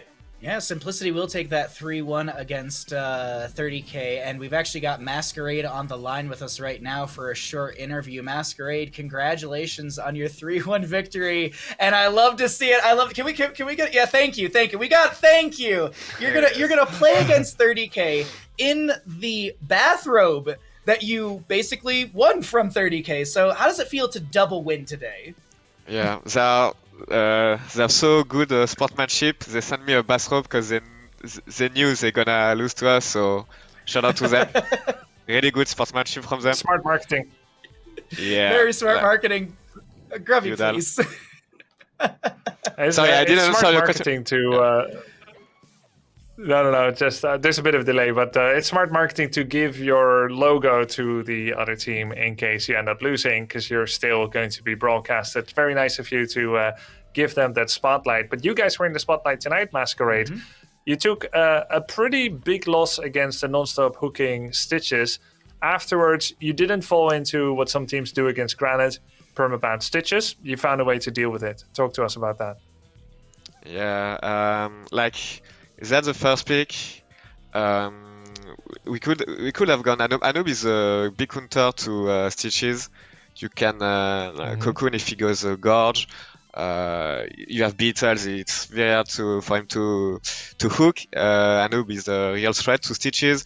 So we were covered. If they go Stitches first pick, we go Anub. If they don't go Stitches first pick, we go Anub regardless. They're gonna pick Anub. He's gonna feed. GG, well played. Okay, very, very insightful. And then on Two with the Spider Queen, you had the battle of the scaling, Zul'jin versus Mala. Yeah. Which one scales better, you think? I mean, we trained quite a few times actually. I think you saw us already with Lily as well, like double support Zul'jin. Vala scales really well, but so does Zul'jin, and we just throw them axes until they die, and usually it works. Usually it works. McIntyre, any questions for Masquerade? Yeah, I think it was interesting. You brought the Lily up. I was saying that your hero pool is basically Mei and Lily, and tonight you kind of introduced the Anubarak. How does it feel to be able to play that kind of aggressive role for your team, and be able to make those plays? I know with Mei, you're basically just peeling and supporting, but with a noob, you can definitely take control of team fights and kind of start to call the shots. I mean, I mean, I don't play. I mean, Lily. I mean, I play Lily, but I don't play Lily. You know, at the same time. You know, like who does main Lily? What the fuck is that? But I mean, I play Diablo a bunch. You know, he's a really aggressive tank as well. So I play. I mean, I can play everything. It doesn't matter. I don't really call the shots, like regardless of my hero. I just let Lutano and Cure say whatever. I just stun people, don't die, and hopes we win. That's Fair enough. That's Masquerade, job. do your team members ever not understand you because of your accent? Because you don't? That's kinda toxic, no? Grubby, come on. No, I understand you. I just wonder whether What are you it saying, ever bro? comes up because you say you don't speak much. What do you want, Grubby? No, but no. I mean, they understand me most of the time. You know, like it's fine. You wanna beef with me? What is this? no offense. no beef. It's a language just curiosity, kidding. and I absolutely get dude. you. But before we let you get out of here, Masquerade, are there any shouts that you'd like to give? The floor is all yours. Shout out to 30k and Udall for the bathroom. It's kinda good. And shout out to Simplicity. They're the best. Awesome. Well, thank you so much for the interview, Masquerade. Congratulations on your 3-1 victory against 30k, and we'll see you next weekend for more Heroes CCL action. Alright, thank you, gang. See ya. Thank you for